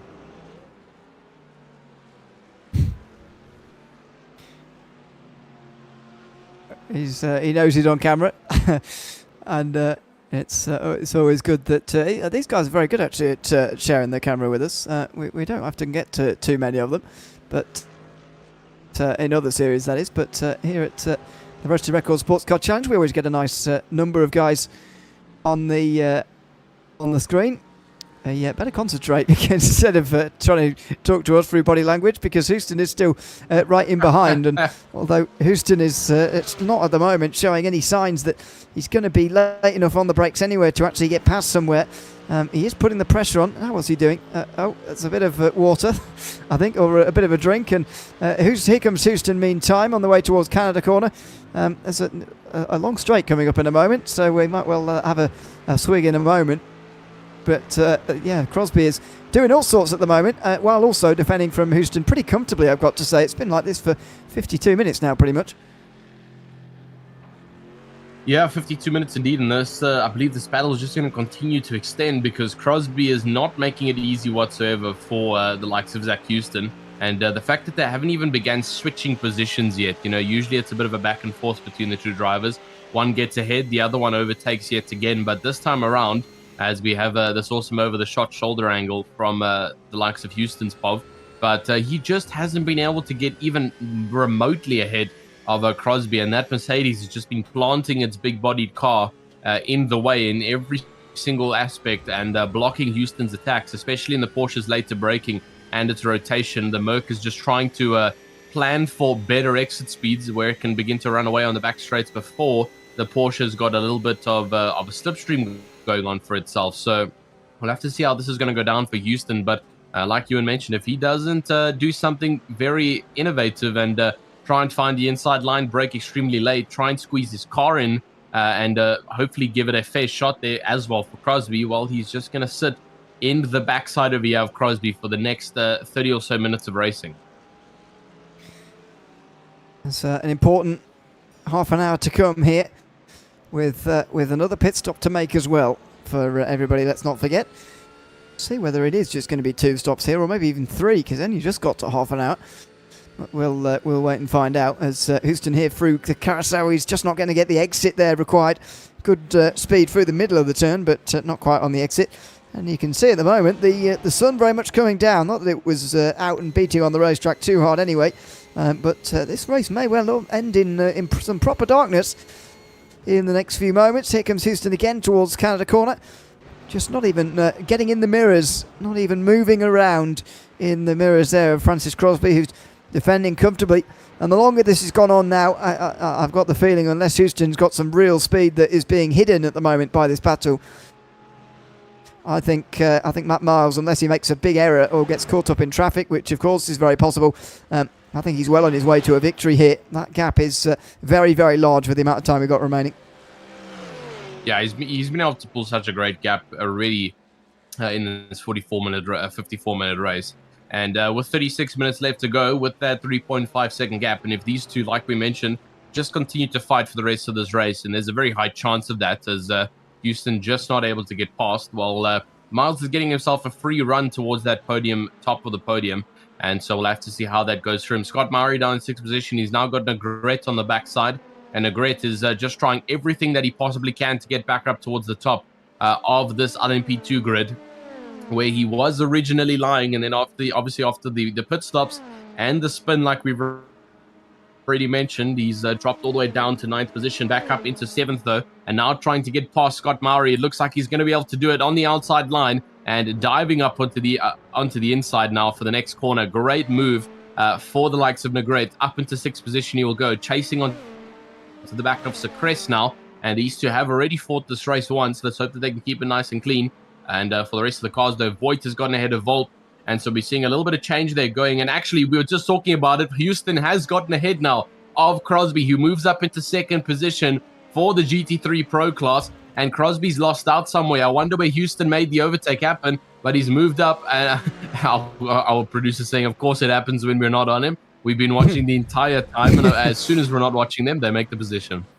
That is the rule of broadcasting. It's like the drivers know when they're being watched and when they aren't.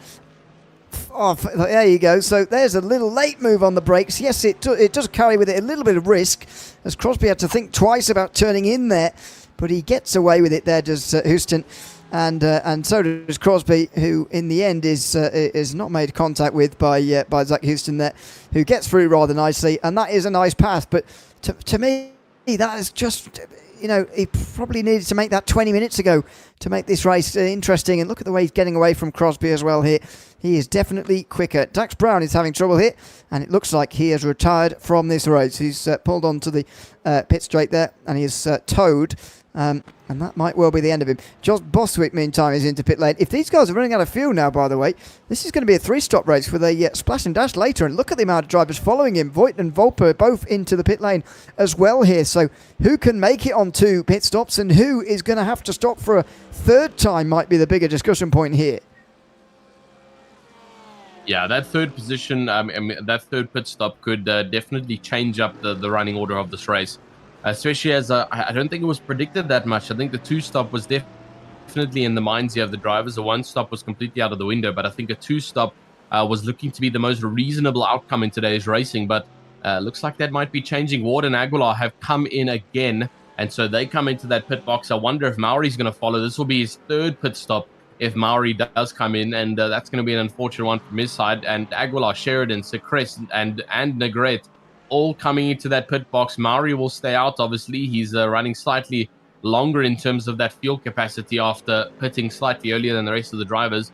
And so now he will continue to sit up in 2nd position. This is Jed Cotterman, though, down in 14th. He's chasing on the backside of Anderson now. And he is currently leading that GT3 Pro-Am grid. What has happened to Bostwick, though? I'm not seeing him on our live timings tower.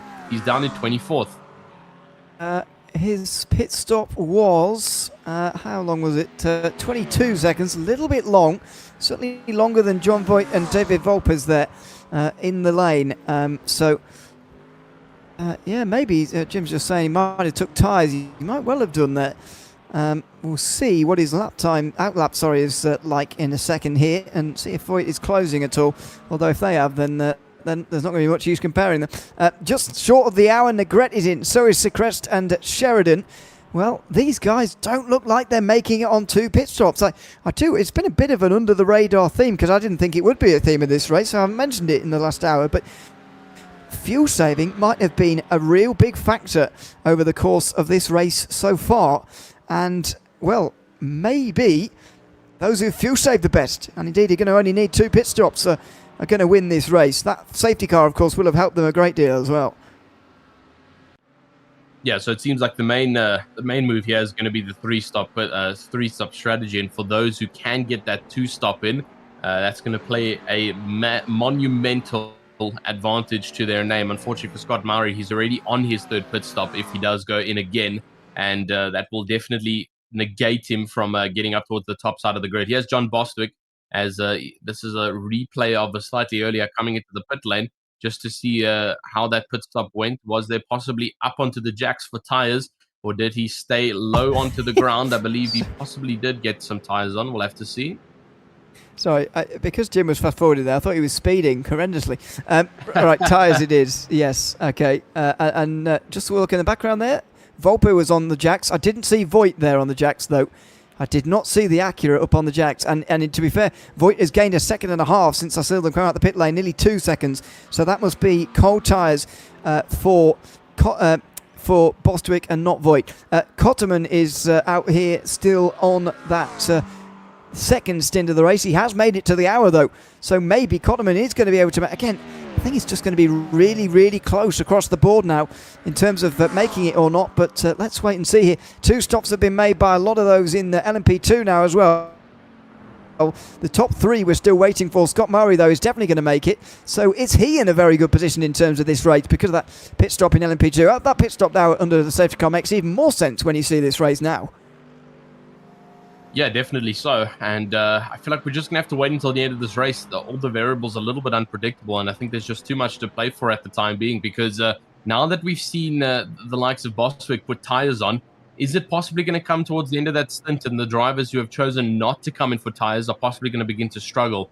I mean, average stint time is about an hour and 15 to hour and 20 minutes in an endurance race, and we're looking at an hour and a half here. So the tires are being pushed a little bit over limit here for the drivers who decide not to go for those tire changes, and so we might be seeing a little bit of action towards the end of this race for drivers that have gone onto new tires. Connerman missed his pit stop; he's also going onto new tires. So a couple of the drivers choosing to go on those new tires, a couple of them not, and I've got to say to you, I'm excited to see the end of this race now, because we've got different strategies that have been played, and it's all to play for in terms of who can win in these categories now.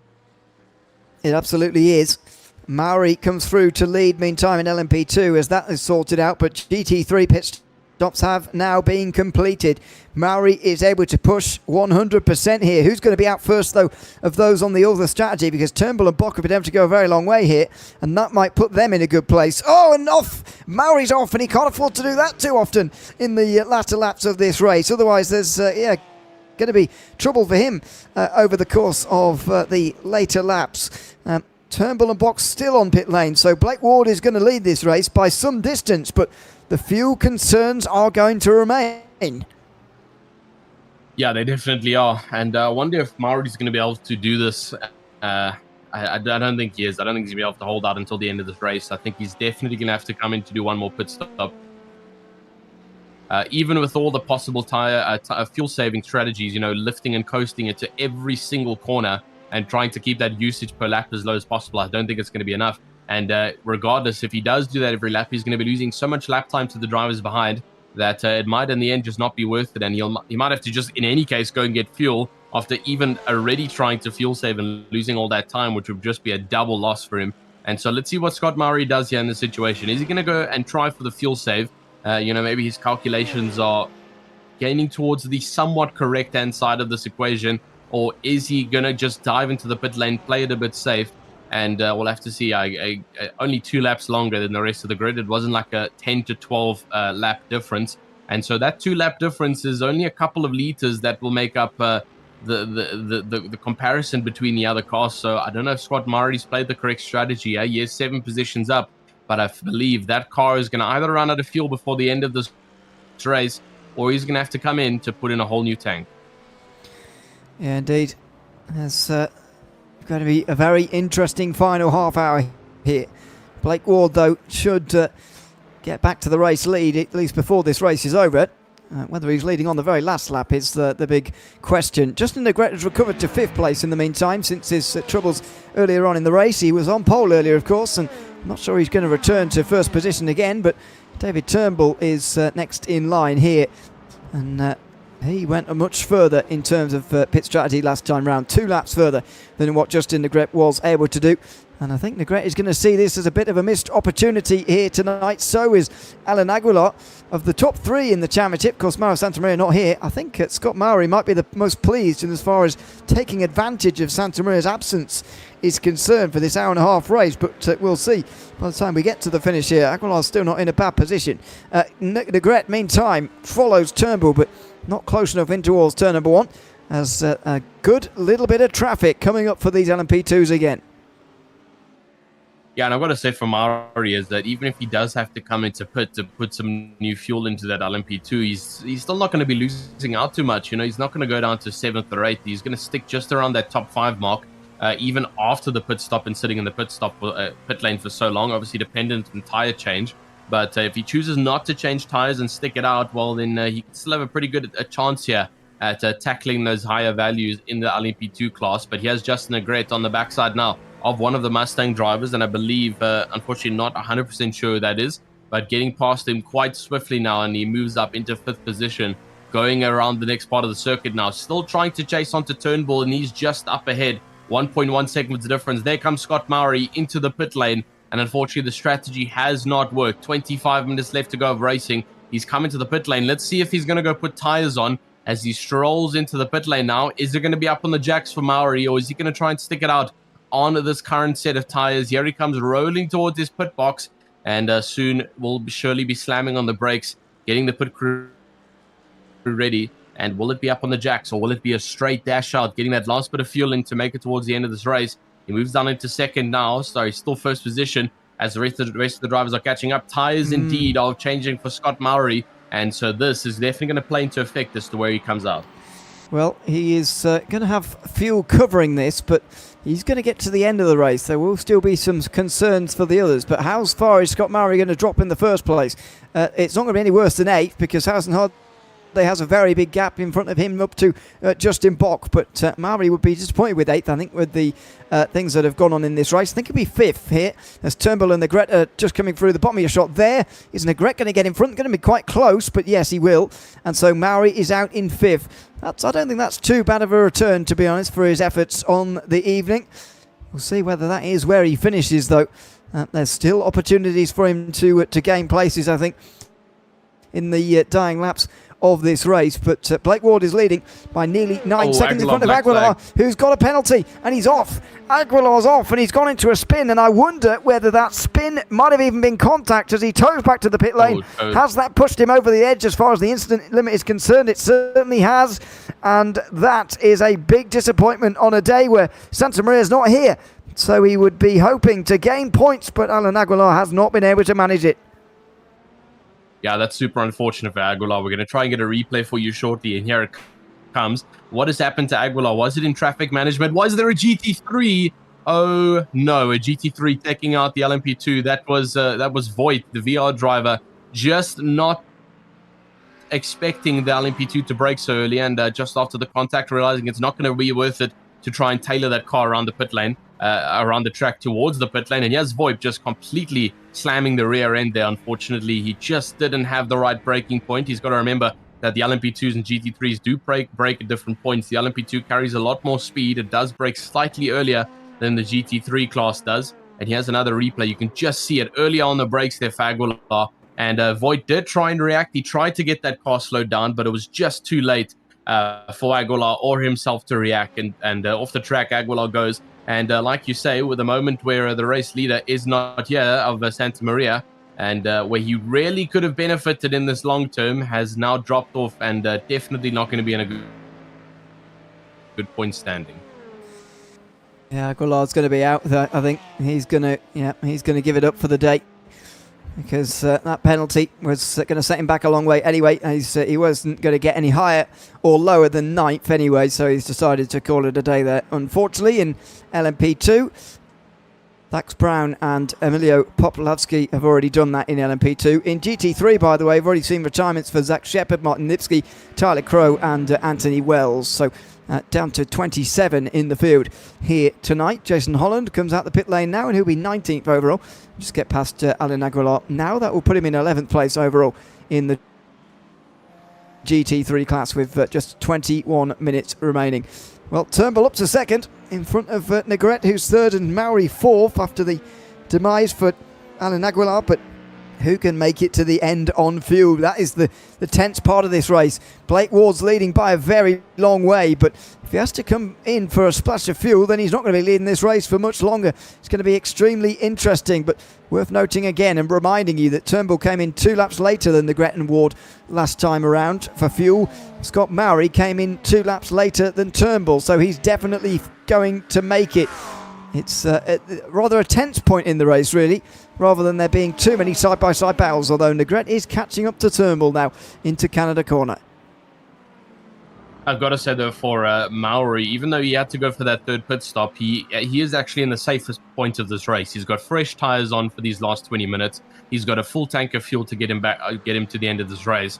And so he's got zero concern for if he finishes this race or not, and he's actually in a relatively good position in terms of finishing this race. 5.2 seconds away from Negrete, and sitting in 4th position is really not bad after the event that he's had. He obviously moved all the way down to last during that spin towards the start of this race, I believe, which is why he came in for that early pit stop.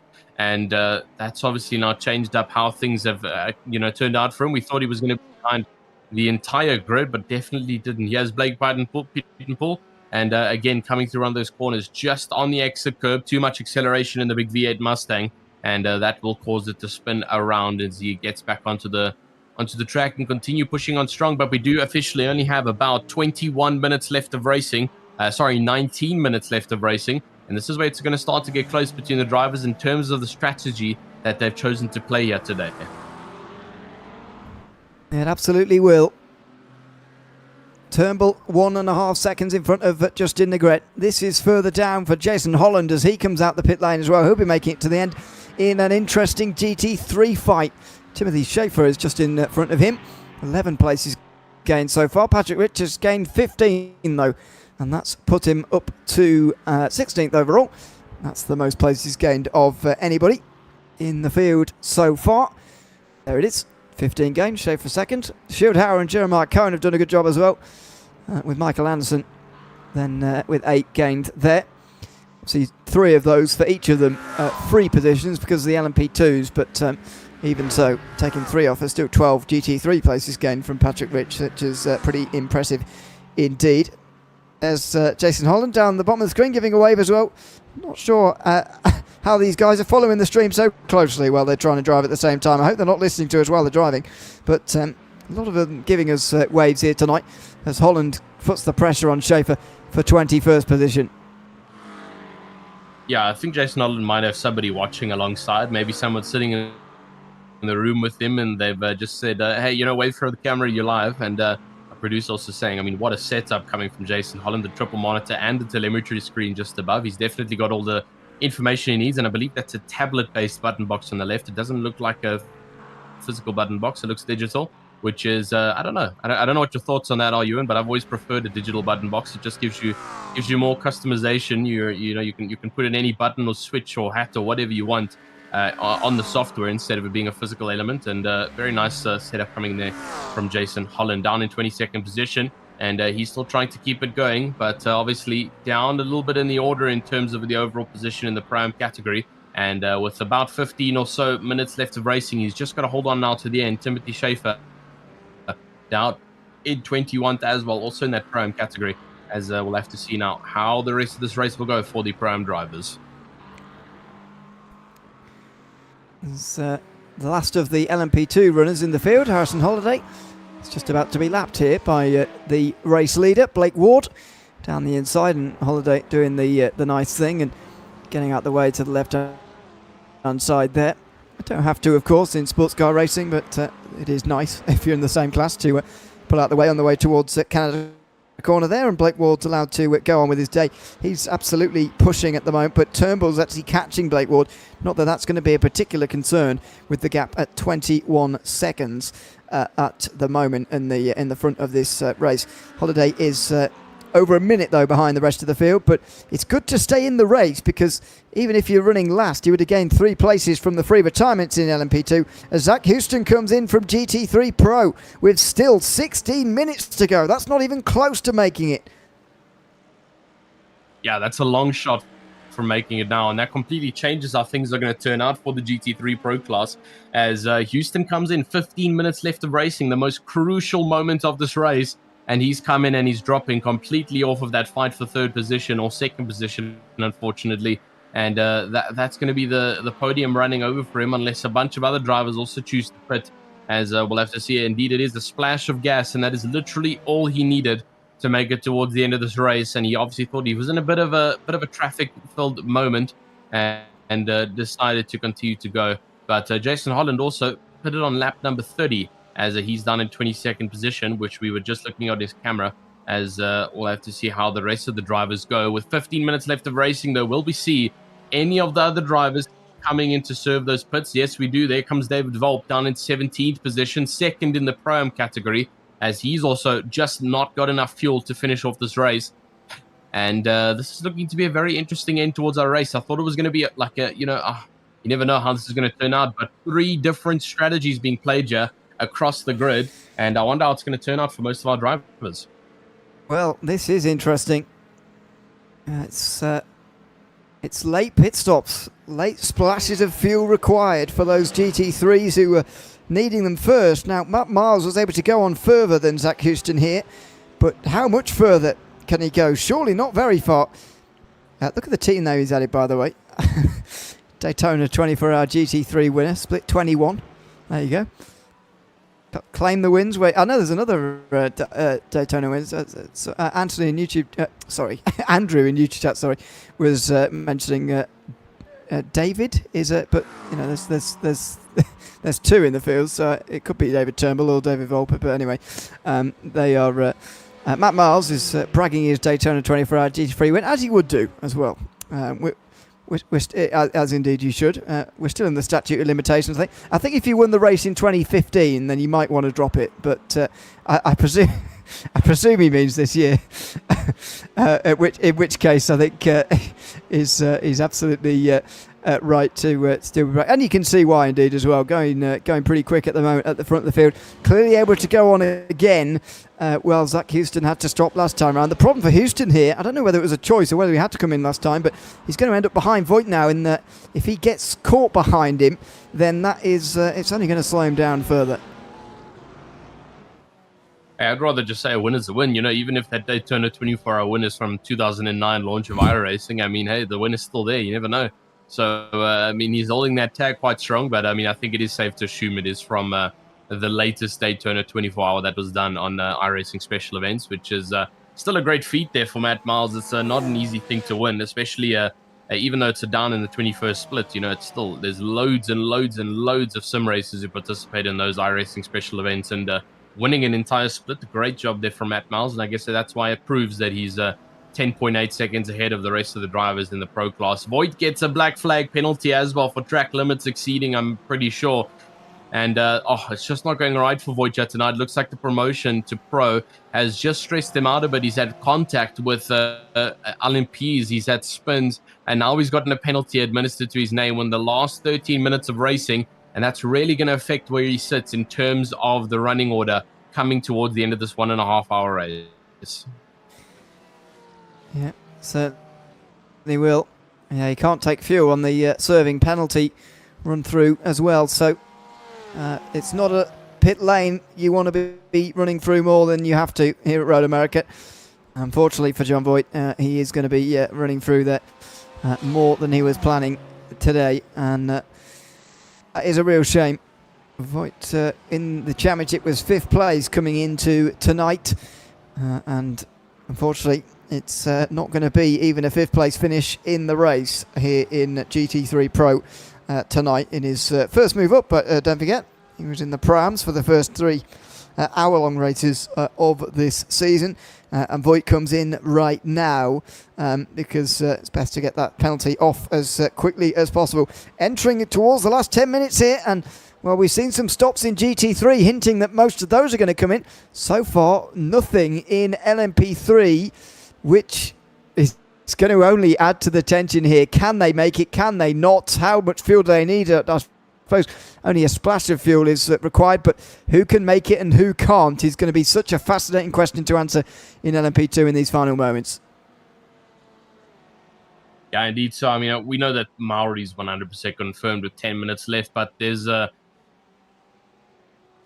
whole grid of cars to play for here who all took different strategies towards the inside of this race. And so 10 minutes left of racing, the final 10-minute sprint down towards the line. And this is the most crucial moment of the race because it's where those final positions, those final consistency moments matter. If you have a spin now and throw away a couple of positions, it means that entire 1 hour and 20 minutes of racing that you did has unfortunately been chucked away in a 10-minute situation. It's similar to the whole reputation build structure.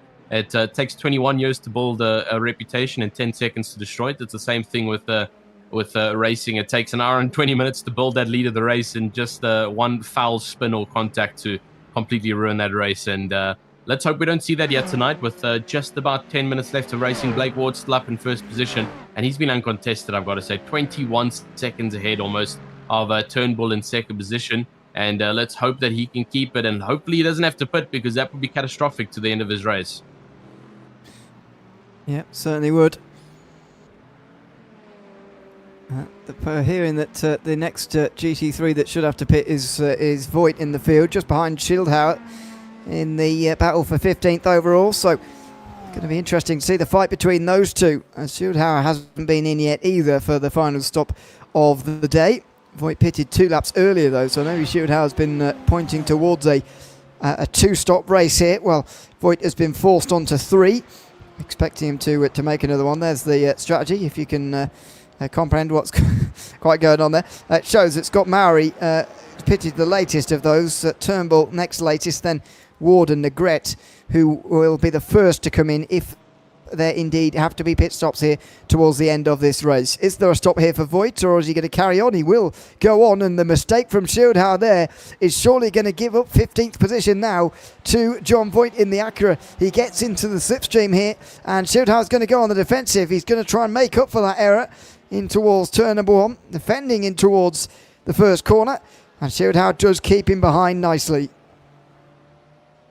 Yeah, indeed, he keeps him behind, nice indeed. And I wonder when Voigt is going to come in to serve that, possibly get fuel. Obviously, that call is from a producer. We're not 100% sure if he is going to come in or if he needs to. Maybe he's been fuel saving after the drive-through penalty, or just before it. He probably knew that with the penalty, maybe going slower in the pit lane, it was just enough to keep his car in this race by the end of this 1.5 hour stint. But we'll have to wait and see. 8 minutes left of racing now between all the drivers.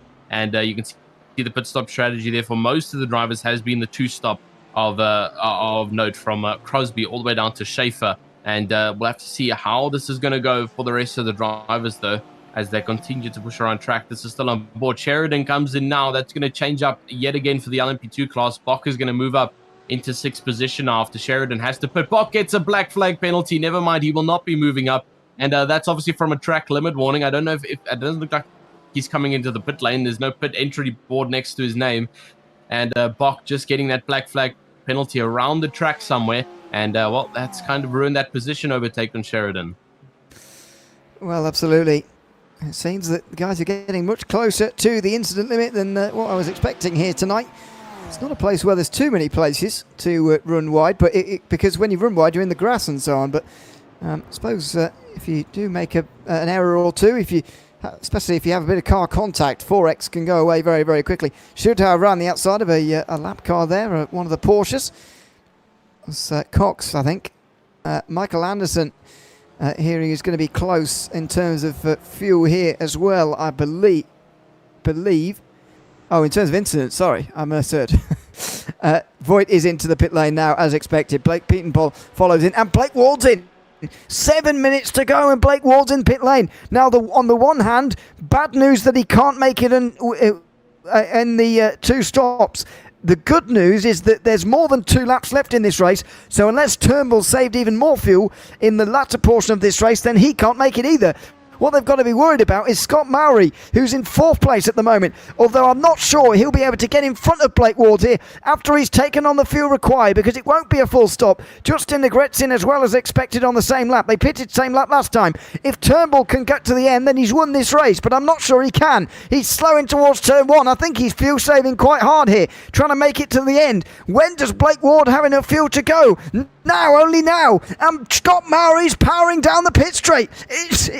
Is he going to be able to get into the effective race lead? It's going to be really close. Scott Mowry gets in front of Blake Ward. This could be the fight for the race win here. And it's Mowry, who pitted under the safety car, the only LMP2 to do so, who's in the net race lead, I believe, at the moment with 5 laps to go. He's played a great strategy, and we were really thinking it wasn't going to work out. But with the rest of the drivers having to do 2 to 3 pit stops, it looks like Mowry might actually have the advantage here. I mean, either way, even if he doesn't get first, that 2nd position with the strategy played, and it has indeed come out better for him, considering that he started further down. I mean, 6 positions up currently in 2nd position. And so, I mean, yeah, great stuff. He started in 8th. And so either way, the strategy played has been great. Another driver who we didn't notice, Brandon Hersing, had a meatball flag, and he's actually out of this race. So he's hit into the wall somewhere, and he's lost out completely, and he's decided to retire the car. So not too sure what happened to Brandon Hersing, or if we have a replay of that. But not going to lie to you, I think we have to focus on what's more important. Okay, but anyway, here's the replay of Brandon Hersing. There he is in a Corvette. Was it possibly an incident with an LMP2 driver as he comes through that right-hander, possibly on the grass? Indeed it was. And, massive hit into the wall. And that's definitely going to be enough to throw the meatball flag at that Corvette. And I guess he just decided to DNF it after that. But it is all eyes on the lead of this LMP2 grid. Turnbull to Mowry to Ward. Who is it going to be? Mowry has managed to tuck himself into the back market traffic here of the GT3s. And it is forcing Blake Ward to get a little bit stuck as he tries to navigate around. But this is going to be exponentially close. Can Turnbull hold this, or will he have to come in the next 5 minutes to get some fuel into that car. I believe there are 3 laps to go, including the one that they've just begun. Scott Murray can definitely get to the end, and he doesn't have to fuel save. Turnbull has to fuel save a lot if he's going to make it to the end. I believe he's been saving a lap per stint so far. That's how he's got 2 in front after 2 stints. And he's going to have to do 2 in 1 stint now, which means double the fuel saving what he's done before. He's got 17 seconds in front of these guys to do it, though, and that's not inconceivable. So let's see if Turnbull can make it or not. But he will either have to pit at the end of this one or the next one. I don't think he'll have to come in at this one. The next one, if he can't make it, he'll have to come in on the, as we're seeing, the white flag, effectively. Mauri has got a completely different set of requirements now because Blake Ward's right behind him. They're both pushing 100%, but Mauri's not really been in this position at all in this race so far. He's defending from the front and trying to keep Blake Ward, the long-time race leader here this afternoon, behind him. And here comes Ward as he slowed down there, Mauri, to try and get past the Mustang, which eventually got out his way anyway. Mauri attacked, but he defends well, coming into the left-hander. Yeah, 3 minutes left of racing now. This is going to be crucial for Mauri if he wants to keep second position, and Ward is hungry behind to try and at least get second position back after the strategy hasn't gone his way. And Turnbull is actually extending his gap right now to Mauri. I wonder if he is fuel saving, as it's 18.5 seconds from 17.5 seconds a couple of laps ago. And so he is definitely extending this as Mauri and Ward continue to fight with each other. The question is, will Turnbull have enough to get to the end of the checkered flag without needing to limp the car back in low fuel mode? We'll have to see. Effectively 2 minutes left of racing here, and still one more lap to possibly go. It's a 1 minute and 54 odd second lap time for the LMP2s. And Turnbull, Blake Ward gets a yellow flag now for slowing down. He's reached track limits there. And so Mauri's going to be able to breathe a little bit now because Blake Ward is going to have to slow down after that penalty. Well, how severe is it? Is he going to be able to just do it through the first couple of corners here without actually seeing any... he just lifted off a little bit towards the end there. It is severe. It is fairly severe. So there it is now cleared. Not the worst, but it could have been better, certainly. 3/4 of a second is the gap at its highest. And immediately as he comes through turn 3, closes. Matt Miles from the lead in GT3 Pro, meantime, is into the pit lane. Will Crosby and Anderson have to follow? And where does Houston come out in relation to Miles when this is all said and done as well? They're pitting on the penultimate lap of this race. Yeah, penultimate lap indeed. Miles comes out. Crosby goes up into 9th position and first overall for the GT3 Pro class. The question is, will he need to pit again? And I don't think he will. So Crosby could have possibly gotten the win of the GT3 Pro class on the last minute here as we head into the 29th minute here. Where does first position sit? He's currently on that back straight, trying to get around circuit. It hasn't been white flag waved just as of yet, and I think he will still get across the checkered flag before the 1 hour 30-minute mark, and so white flag will effectively be next lap. And I don't think Turnbull is going to need to pit. He looks strong. He is extending that gap time to Blake Ward and the likes of Mauri in second position, and he is just continuing to push on strong. So I don't think he's got a fuel error. I think he was saving throughout the rest of the race, and now that it's thankfully towards the end of it, he can just continue to push on strong. He's coming into the pit lane. He's run out of fuel on the last lap. My goodness. He didn't have enough. He'd saved one more lap than the rest again, but that's one lap too little. And Turnbull pits. He's going to give it over to these two to battle over the race victory here. Mauri can go on for another 2 laps. He only needs one more. Although what's going to happen here as the time ticks down, they're going to get the white flag. I was scared something weird was going to happen there with the irising ending the race, but it's going to go on for one more. And we're going to get a grandstand finish between Blake Ward and Scott Mauri. Ward heads to the inside through turn 1. He can't get through there. That would have been very late on the brakes. Ward is going to have to get a run now towards turn 5, which is the best overtaking chance on this lap. And it's the last time they're going through turn 5 anyway. Mauri absolutely on the limit there. He's pushing 100%. And that was a good exit off of turn 3. Now, can Ward get into the slipstream and head his way down the inside here or not? He is going to have a look, surely. He's got to give it a go. He's led so much of this race to give up now. Outside line he goes. He locks up. He goes wide. And is that the race settled in favour of Scott Mauri?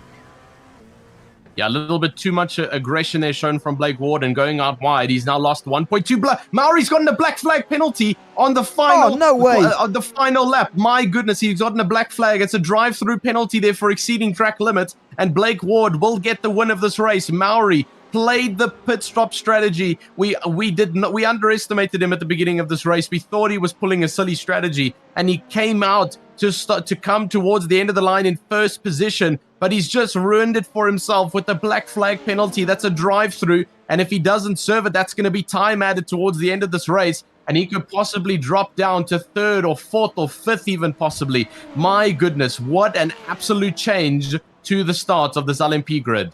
I'm not sure Blake Ward knows it as he heads down to the inside. He's going to win this race, Blake Ward, as long as he doesn't get a penalty himself. One of the BMWs slowing down. Oh, that's Sildhauer. Is he out of fuel maybe there? From fifth place, in the GT3 Pro class. Meantime, out of the final corner, Blake Ward is going to win here from Road America.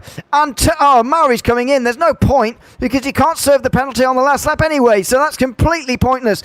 Blake Ward comes across the line. He will take victory in the end with a last lap pass, last lap drama here from Road America. Now, Francis Crosby is leading in the GT3 Pro class. I'm amazed he's still going, but he looks like he's saved enough fuel to go on a win here. But look how slowly he's going. Surely he can't get to the end here. Surely he's out of fuel. He had the same amount of fuel as Miles and Houston earlier. Look how, oh my word, look how low the fuel pressure will be low, and all sorts will be happening here for Crosby. The gap's 7 seconds. It's tumbling down. Houston's defending from Miles all the same.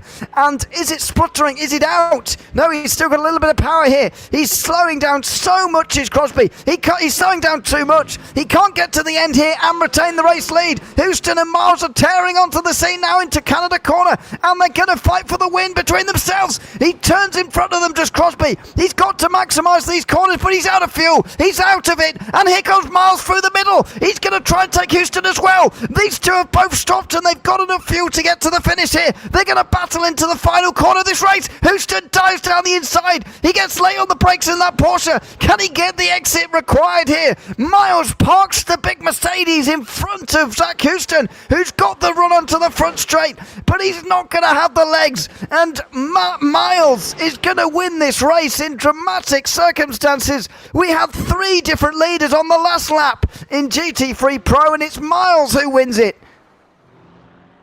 I'm kind of speechless at this point. I mean, what on earth has happened to this race in the final moments? I mean, if this doesn't edge you on to come back next week to come watch the Roasted Records Sportscar Challenge by Bitepoint, I mean, what on earth are you doing with your life? I mean, this is possibly some of the best GT3 racing that we've seen, and LMP2 racing with pit stop strategies. And what a great way to start our 1.5 hour series between the two tracks on this season's calendar.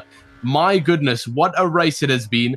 And Blake Ward takes the win, Matt Miles takes the win, and Cotterman takes the win. But obviously, dramatic changes for the LMP2 and Pro Grid coming towards the end of this race. That was absolutely an unbelievable finish there in 2 classes. I mean, we'll do well to see 2 lead changes in 2 classes in a race on the last lap in a race this season for the remainder. That was a spectacular finish to this race. Let's have a look at the race results as everybody's just finished and come across the line, and I'm trying to say everything all at once. Blake Ward has won the race, though, ahead of David Turnbull. I don't think that's with the black flag actually applied, though. I think that's going to drop Turnbull to 6th, if I were to guess, but we'll see when it goes official. Justin de Gret on the podium for now anyway. Nicholas de Gret's in 4th, and Scott Mauri, who drops indeed to... it's Mauri, of course, who got the penalty, not Turnbull. I'm getting people confused now and all sorts. He's down to 5th. Justin Bock in 6th place. Then it's Jacob Sheridan and Harrison Holiday who got to the finish. Alan Aguilar, Dax Brown and Emilio Popolovsky were the last of the LMP2s. Unfortunately, those 3 did not get to the finish. There's the incident points, by the way. All of them getting pretty close, apart from Blake Ward, actually, to that penalty. Matt Miles wins in the GT3 Pro class. He gets ahead of Zach Houston in the end by just 1/10 of a second. In fact, 96 thousandths of a second it is in the end. Mike Lanson gets up to 3rd with Francis Crosby running out of fuel on the last lap, so he ends up 4th, but he completed more laps than Patrick Rich there, so finished ahead of them and the rest. John Voigt there, 6th place. Austin Schirrhauer also found out of fuel towards the end. Lorenzo Arujo was off the back there and finishes in 8th place. And in GT3 Pro-Am, it's Jed Cotterman Coleman, who wins ahead of Blake Pittenpaw by a long way. Jason Holland running up the top 3 with a great strategy from himself, pitting under the safety car. David Volpe and Jeremiah Cohn running out the top 5 with Timothy Schaefer in 6th place. Jordan Cox was a couple of laps down there but did get to the finish. So did John Bostwick, Weston Adams and Brandon Herzing. Not getting to finish there, Jack Shepard, Martin Lipsky, Tyler Crow, Anthony Wells, and unfortunately Aaron Sanford never started this race. Let's have a chat to the overall winner, shall we? Blake Ward, who's had the most amazing finish there at the front of the field. Blake, welcome in. Good to have you with us. First thing to say is, did you quite realise the penalty situation that was going on around you there as you were battling on the last lap, or was that desperation and an attempt there for real to get that race win at the end there?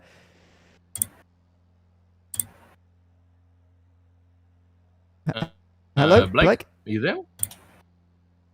Don't think his headsets are on. Maybe he's in a bit of a post-race relaxation. I can't hear anybody anymore. Yep. Hello, Blake. We can hear you. That's no good. I don't think Blake has got his headset. He can't hear us, clearly. He can't. There's nothing I find. Anyway, I won't say that.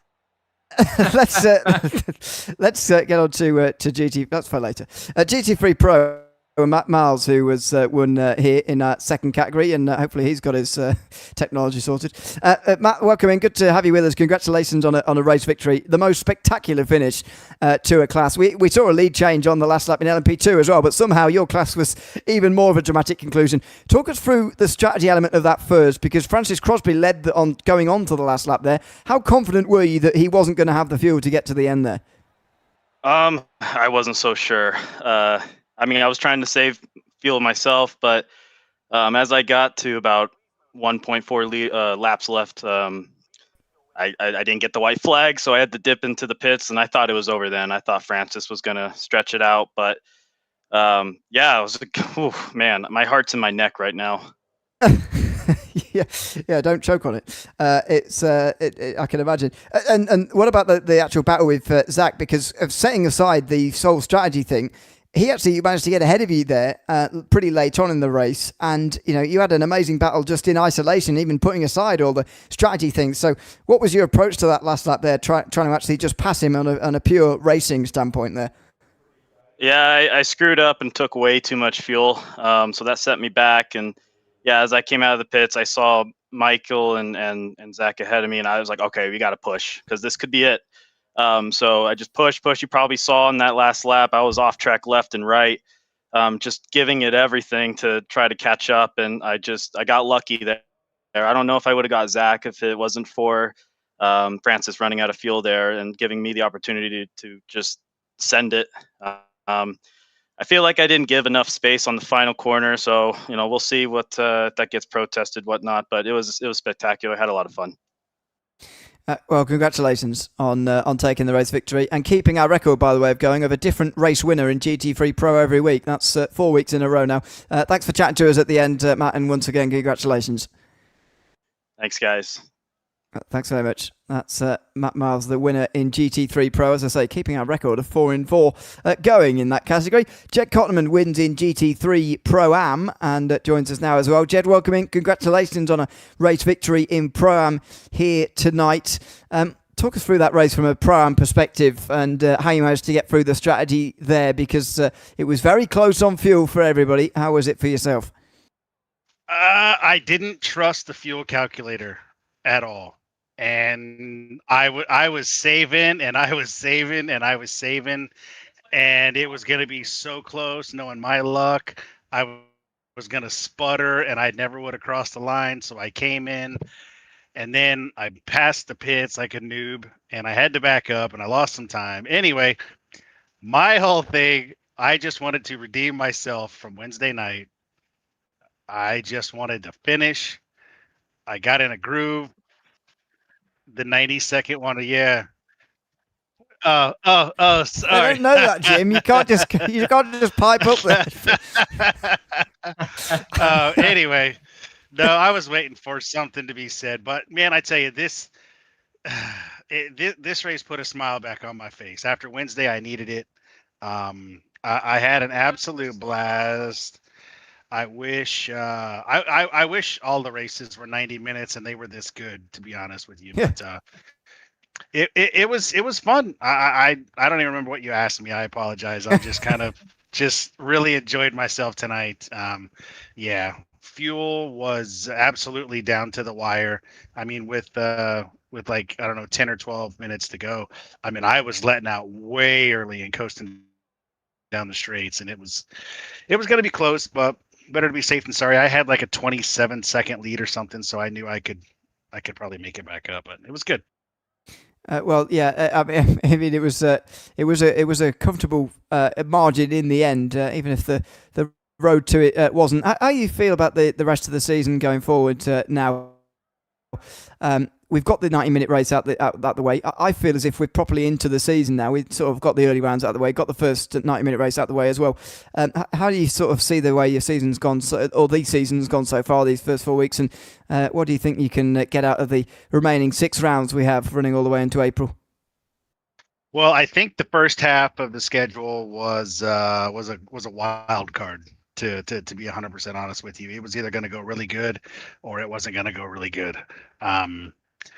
Now that that's out of the way, the remaining 6 tracks, probably 6 of my favorites. So I have a lot of confidence going into the remainder of the season. We got Sebring, Watkins Glen, Daytona, just some of the best tracks there are. Yep. And it's going to be great. I'm really, like I said, I'm really liking the McLaren.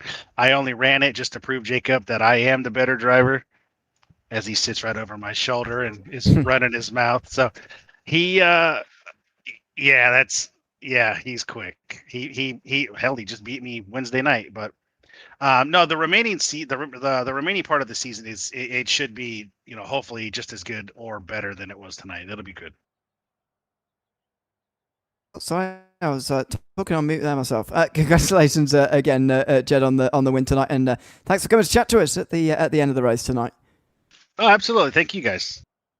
Thanks very much, Jed Cutmans, winning here in GT3 Pro Am here tonight from Road America. Let's give Blake one more try before we sign off. Blake, can you hear us? Yes, I can. I fixed myself. Oh, good. Okay. No, that's all right. It happens to everyone, it seems, at some point. Talk us through those last laps there. I mean, firstly, did you realise what was going on as far as the penalty was concerned around you? And what was that last lap like there, battling away for the race win?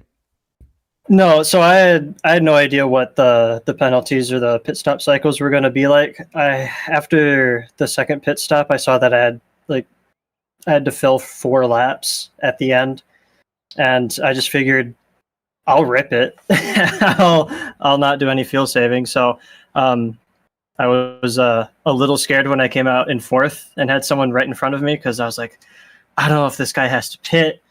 I don't know if he's fuel saved. I don't know what's going on. And so I just thought, I got to fight this dude like tooth and nail, because this might just be for the win. And that was about as hard as my heart can beat there for a couple laps there. But I figured he had to go in for fuel. I had no idea it was for a penalty. Well, yes, that does obviously change a lot, when we look at this race in hindsight. How have you found this season so far? We've seen you sort of, show good signs of speed, but this is your first win of the season, and third top 5 out of 4. So how pleased are you with the start that you've had? Well, given that the first few tracks aren't ones that I'm super familiar with or like that much, until this one right here, I think I'm happy with what I've done so far. Honestly, I absolutely despise the Mexico City track, and I did pretty well there. So happy with what I've done so far.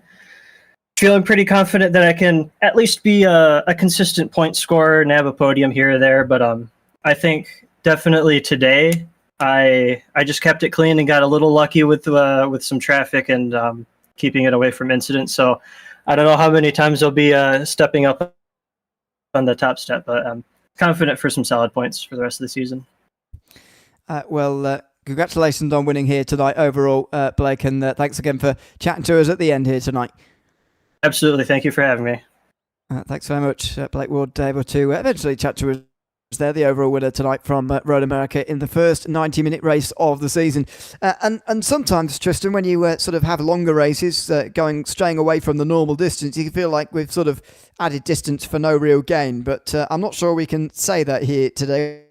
We've certainly gained something very interesting as far as real fuel limitation is concerned here tonight. The way that they were having to really think about either fuel saving or making an extra pit stop there was very, very interesting and something we don't see in the hour races. Yeah, no, definitely. And like we already mentioned at the start, the longer endurance races definitely do seem to better fit the GT3s and the LMP2s. And I think tonight just backed up that clause again, that the longer races do just tend to bring in more strategy, more thought that the drivers have to put into it. It's not just a quick sprint race that they're trying to get towards the end of the line. They actually have to think about consequences.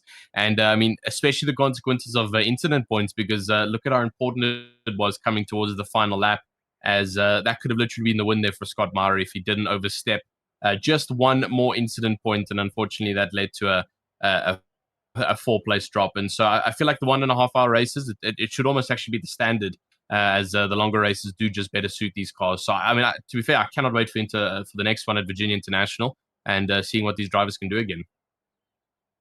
Absolutely. That is all to come, of course, on the 13th of March, so quite a long time until we get to another 90-minute race, but we will be back next week with another hour-long race from Indianapolis in the Roasted Record Sportscar Challenge here by Bitepoint Racing.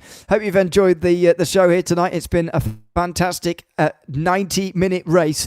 We're properly into the season now, and next week Indianapolis marks the first to the midpoint, really, on February 13th, so make sure you join us. Same time, same place on Motor Mouth Broadcasting for that broadcast and indeed that race. I've been Ian O'Leary alongside Tristan Herbst here in the commentary box with Jim Cunningham behind the cameras of this broadcast tonight. We'll all be back with you 7 days' time, same place from Indianapolis. Hope to see you then from all of us now. From round 4 though, and from Road America in this 90-minute race, it is goodbye for now.